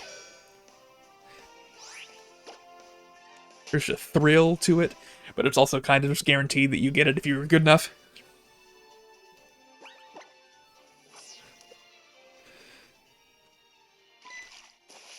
I thought that was too slow. That was on the cusp. That was on the cusp of being too slow, I'll tell you. Okay. We're on a good chain here. If I fail at this point, I think I might just move on with life. And I'll be fine with doing this later if I want to.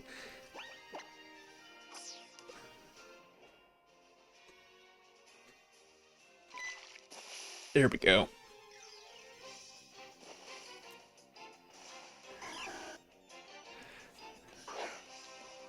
You know, I'm thinking this might be, if I do find what's shiny today, this will be like the first shiny I've ever found on camera. Wouldn't that be something? A very special shiny Quillfish. Or other Pokemon.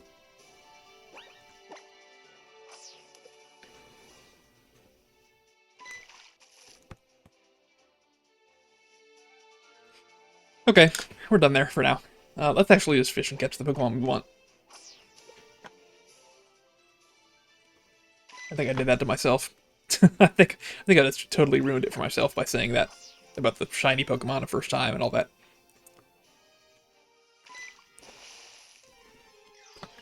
Okay, so we actually need to get a, oh, also I'm seeing here, Cloyster is a Y exclusive, and, Starmie's an X. So I do actually need a Quillfish, to be fair.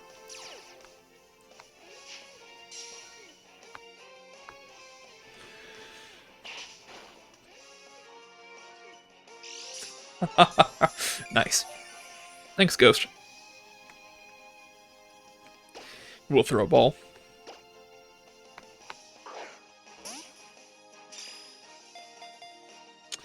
Come on, stay in.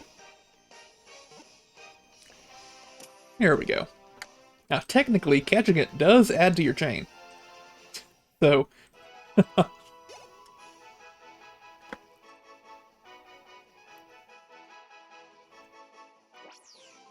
I think as long... Yeah. You can defeat it, you can catch it, you can run away from it. You can do anything you want, really. I guess just don't lose the fight.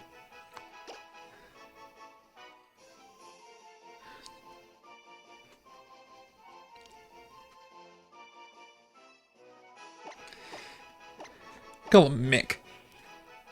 And we're gonna have a roundabout way of getting there. Because he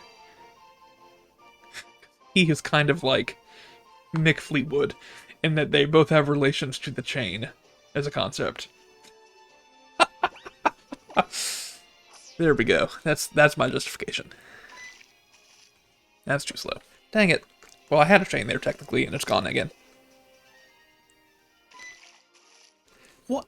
No, I did not reel that one in too slow.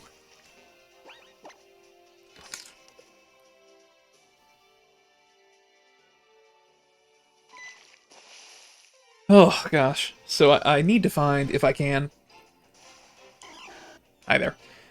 Need to find a Starmie and a Clawitzer still. Yeah. Yeah. So we'll see. I'll keep on fishing here. I might get a good chain going again, just by chance.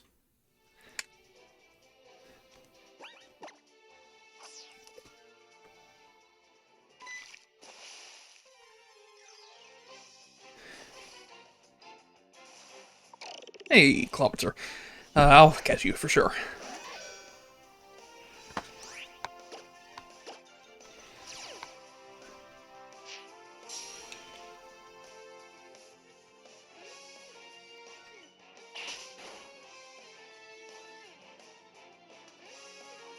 Okay. We didn't quite get it to 1 HP. That's cool. It's cool that it's pretty strong. There we go. Bubble Beam! Oh no! Disaster!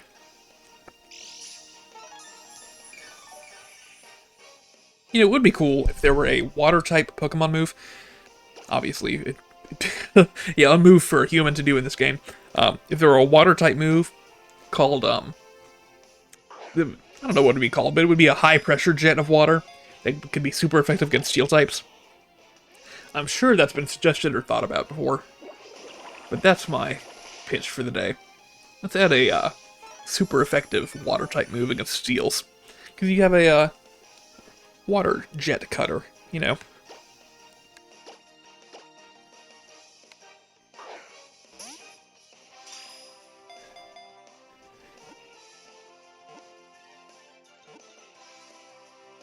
There we go. So technically my streak continues. We'll see.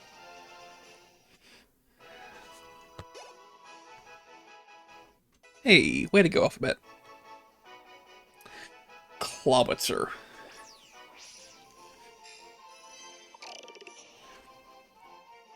Pierce tanker hulls. Dang it. I already named a Pokemon Terrorist. Or I tried to. Because this is really one. Just sinking tanker ships? Goodness gracious.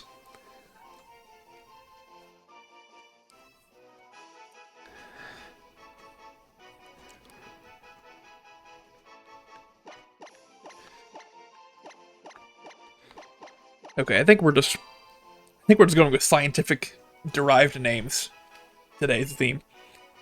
Make some cavitation bubbles.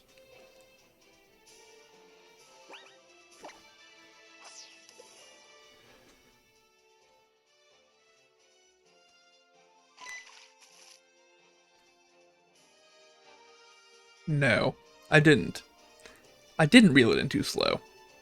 I think I went too fast. I think I went too fast that time. I think I did it before the game opened up the window for an input. And I think I outsped the game, and I didn't click it again, obviously, because I thought I had gotten it. And so then I failed, because the game didn't get an input when it wanted input. I think that's what just happened. I think I just... yeah.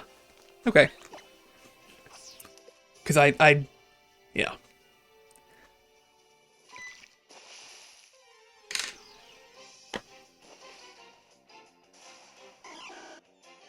So we're looking here for a for a Starmie, which is pretty rare. I guess we'll get another chain going trying to find Starmie. I haven't seen one yet, have I, at all? So we'll see how long it takes. And at some point I'll get tired of this and stop.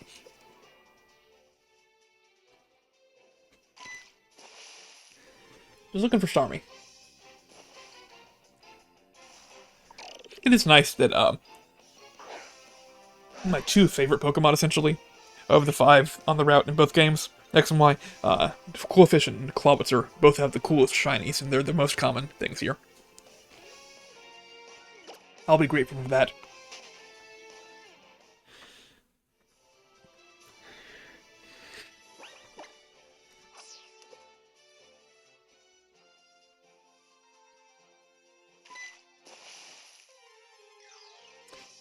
Just looking for that Starmie. Starmie or a shiny. One of the two. S or S.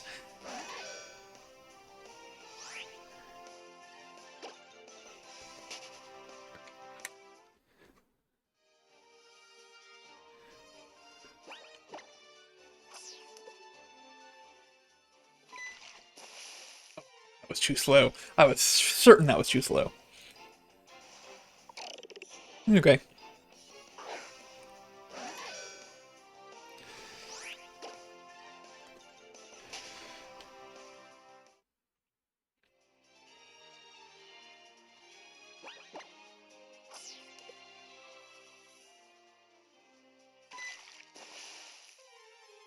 Oh, come on.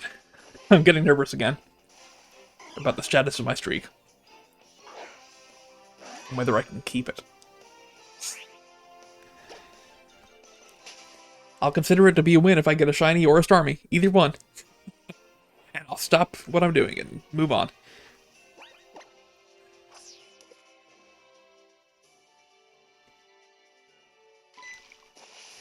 Okay. Again, I thought that one was bad. But no, we got there. It's going to be really insane when it happens. Because every single battle starts with the Pokemon in silhouette, so you know immediately what it is. But then you only find out maybe like a quarter second later if it's a shiny or not. So it's going to be like 2 lights go off in my brain immediately. Like, one is like, oh, shiny! Just one after the other.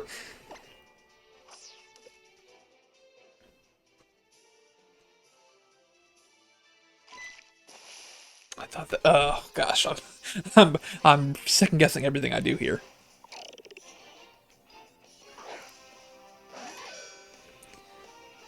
If I just think I'm going to get it, then surely I'll get it, right? Instead of thinking I'm not going to get it and getting it still. Is there a difference?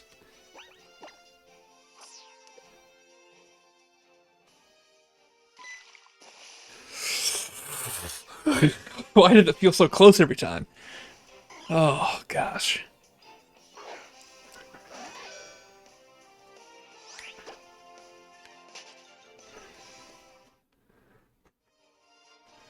I wish I did have a counter that would count my current chain for me right now. Like, in real time. It's kind of sad that you don't.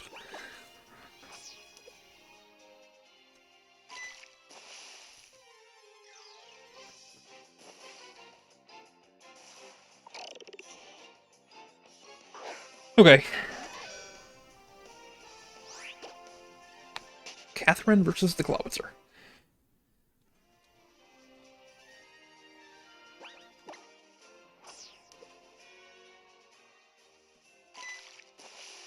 Ooh, okay.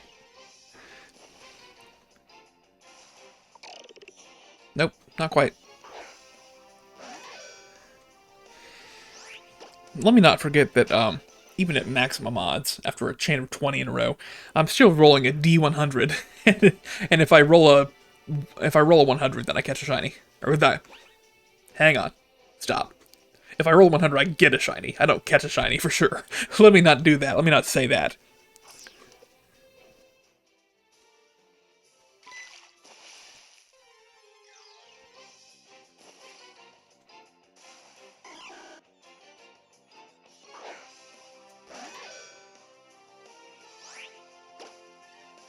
I just got so much faith in it. And I know what's gonna happen. Come on.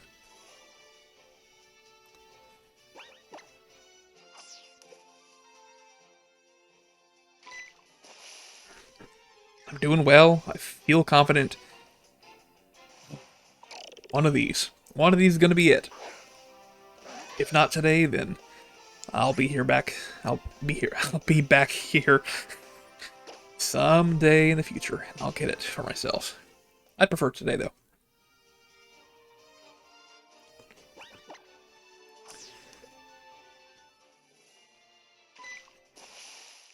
I don't know if it's worse when it happens, like, sooner, when the catch happens sooner, or later on. Because the anticipation is also playing a factor.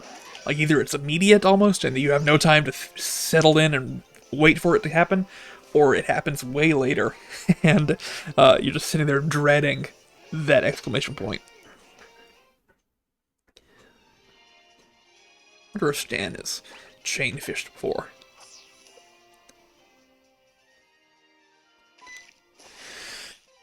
I bet he probably has, right? He's played Y. Right? Did he? I know we talked about it, but I've totally forgotten. In any case, I'm sure that I'm the one of the two of us who would probably be more inclined to chain fish. Because I think I'm just more inclined to get shiny Pokemon in general than he is.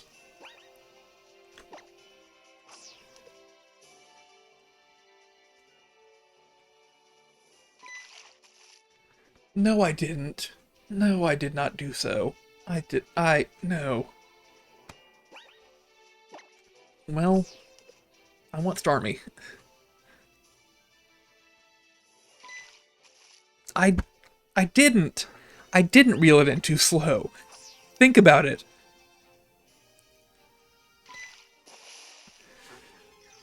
How much, let me look up, how much time do you have to reel it in?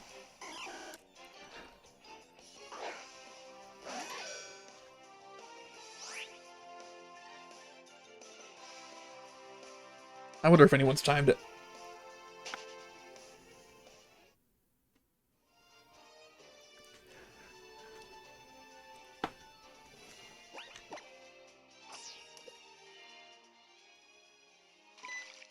Speaking of shinies, how about that shiny, what are they?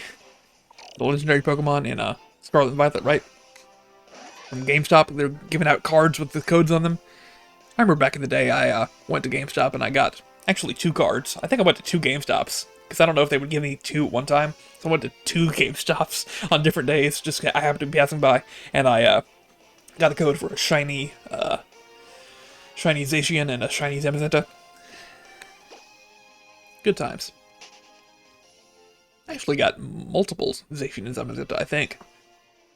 Because I on my Switch, I have a profile where I redeemed them, and it's still on my profile to this day. It's called Christmas, because I intended it to be a Christmas gift. I was going to give away my extras that I'd gotten to Stan and to Wyatt, and I've never given Wyatt his. So it's for years. For years I've had that profile on my Switch. And I need to delete it or do something, because Wyatt didn't even know that he's owed a shiny legendary Pokemon from me. But I've got it. I forget if it's on Sword or Shield, but it's on one of the two. And it's just been sitting there the entire time. Sad situation.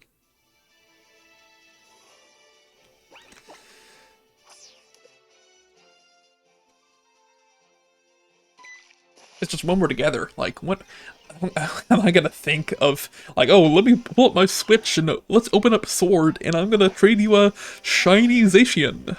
Take this. No, we have better stuff to do.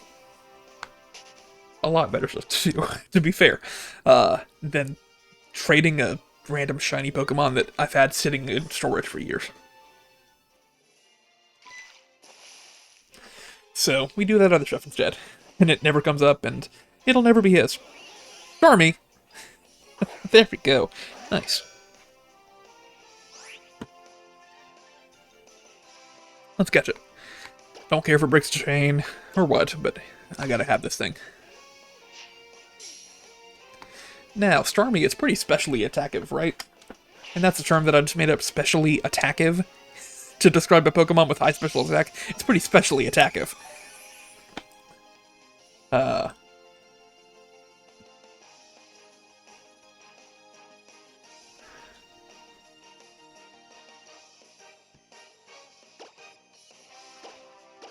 Starmie's base special attack is 100. Yeah, it's pretty good. It's also got a low catch rate, seemingly. Let's see what it is. 60. Okay. We can do it, though. We can do it. Special attackive. It's like I'm trying to say special attack IV, but it's not. I'm not talking about IVs. I'm talking about the quality of being good at special attacks. You're special attackive. Ugh.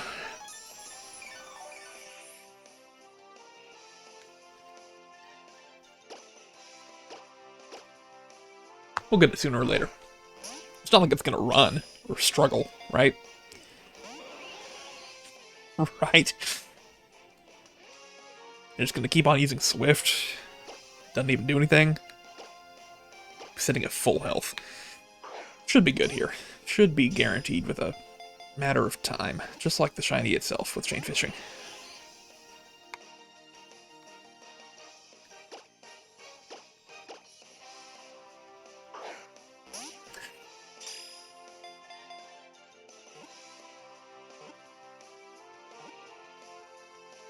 There we are. I was gonna say, if I have to, we could check and see if Rocky still has Thunder Wave. I gave Rocky Thunder Wave at some point to help with catching, but we don't need it for right now.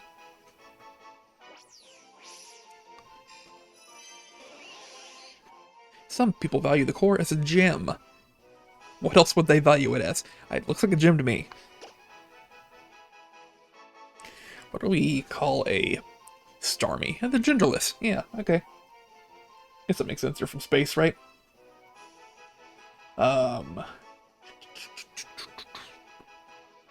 Space Starfish.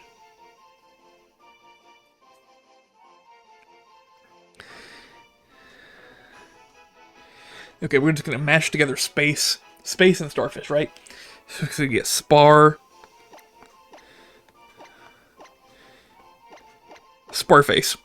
That's it. A space Starfish is a Sparface.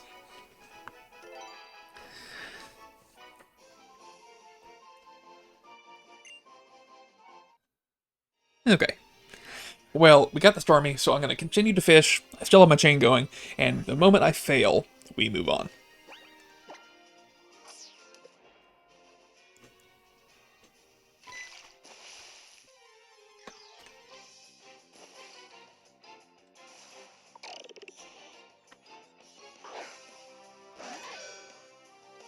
Oh, oh gosh. At some point I need to stop and eat dinner. So I might stop stream after this point. We'll see if I want to do any last things, but I might just wrap it up when we're done here.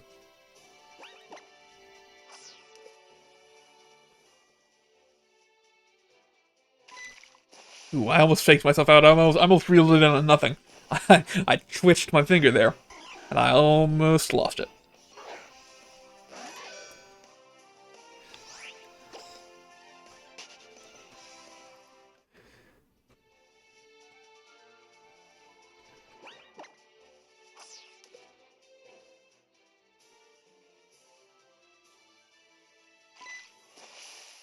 Okay.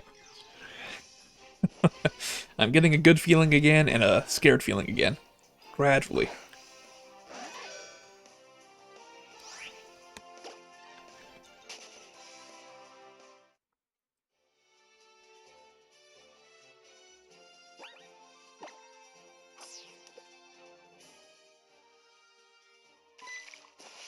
There we go. Good stuff. Not it though.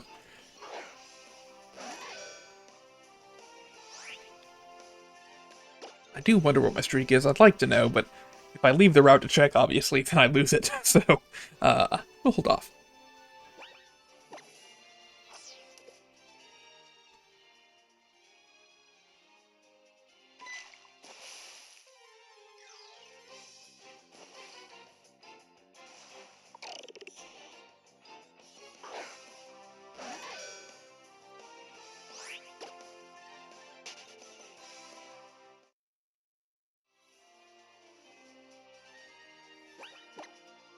Oh no.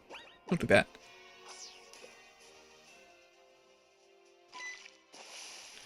Hold up the item finder for a second. I'm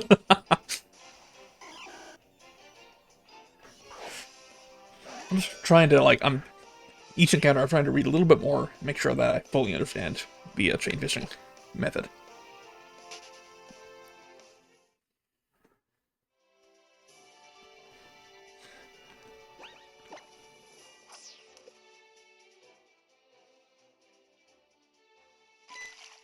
Okay, so looking at technical details here, I'll explain this because I find it interesting. The base game, you have a 1 in 4096 chance of finding a shiny Pokemon, and for every Pokemon you chain fish, the game will... Well, okay, back up some. That 1 in 4096 means the game rolls a number, using the random number generator, between 1 and 4096, and if it's 1, then you get a shiny. No, that's not true. If it's 1 to 8, you get a shiny. Or 0 to 7, if you're being technical computer speak stuff. Because that calculates out, right? 8 values out of... 8 values in 4096 is... That's proper odds. No, 4... Yeah. 8 and 4096, that's what it is. That's the base odds.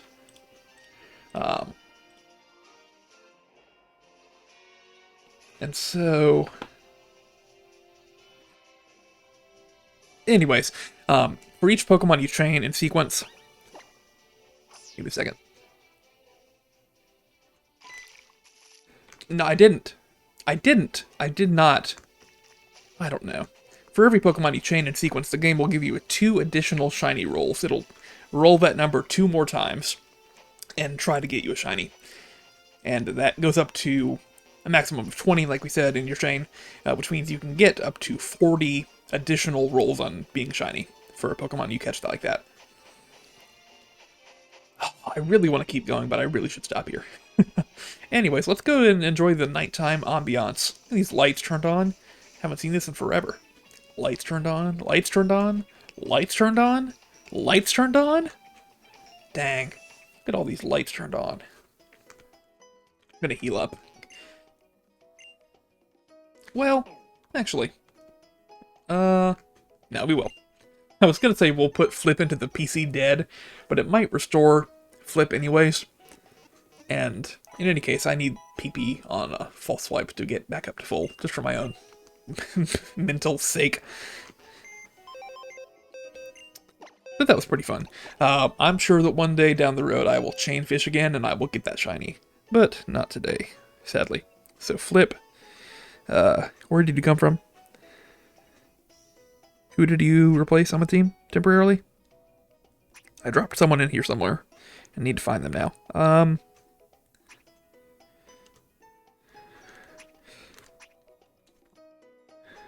Who is my team member that I'm looking for?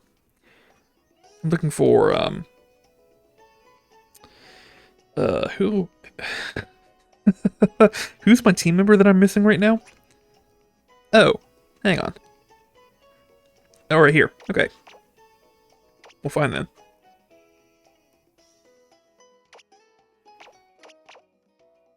Yeah. And then we got Megasis and, Big Goof here, and they were replacing Hector and Velma. So we're good. We know where all the team members are in the box. I was stressing for a second. I was like, I just lost one of my most precious Pokemon in the PC forever. Can't find them? Okay, well, I think I'm going to stop there for today. We've made a lot of progress, I say. That's a complete lie. We've not made much progress at all today. We didn't do a whole lot. We didn't catch up a lot of Pokemon. We didn't beat a gym. We didn't beat the Elite Four, the champion. We didn't advance the story, whatever story there is in the post-game. We didn't find any cool items. We didn't get a shiny. We didn't really do anything. And that's kind of the point, right, of Pokemon, that you don't do anything. And yet your games sell like hotcakes. I think that's the ethos. That's what Pokemon's all about. Nothing. So I'll be back maybe tomorrow, maybe, if not tomorrow, then definitely on Sunday. I'm going to say that. We'll see. I should be back this weekend to do a bit more Pokemon. That makes sense to me. So, in that case, thanks for coming along. Thanks for watching. It's been fun. And, see you next time. Goodbye! Oh. Oh no. That's not right. Hang on. Reverse, reverse, reverse. Reverse, reverse, reverse. Stop. So, that's what Pokemon's all about, right? Is nothing. Thanks for watching. It's been fun. I'll see you next time, and goodbye. However I laughed, it was like a weird way. Goodbye.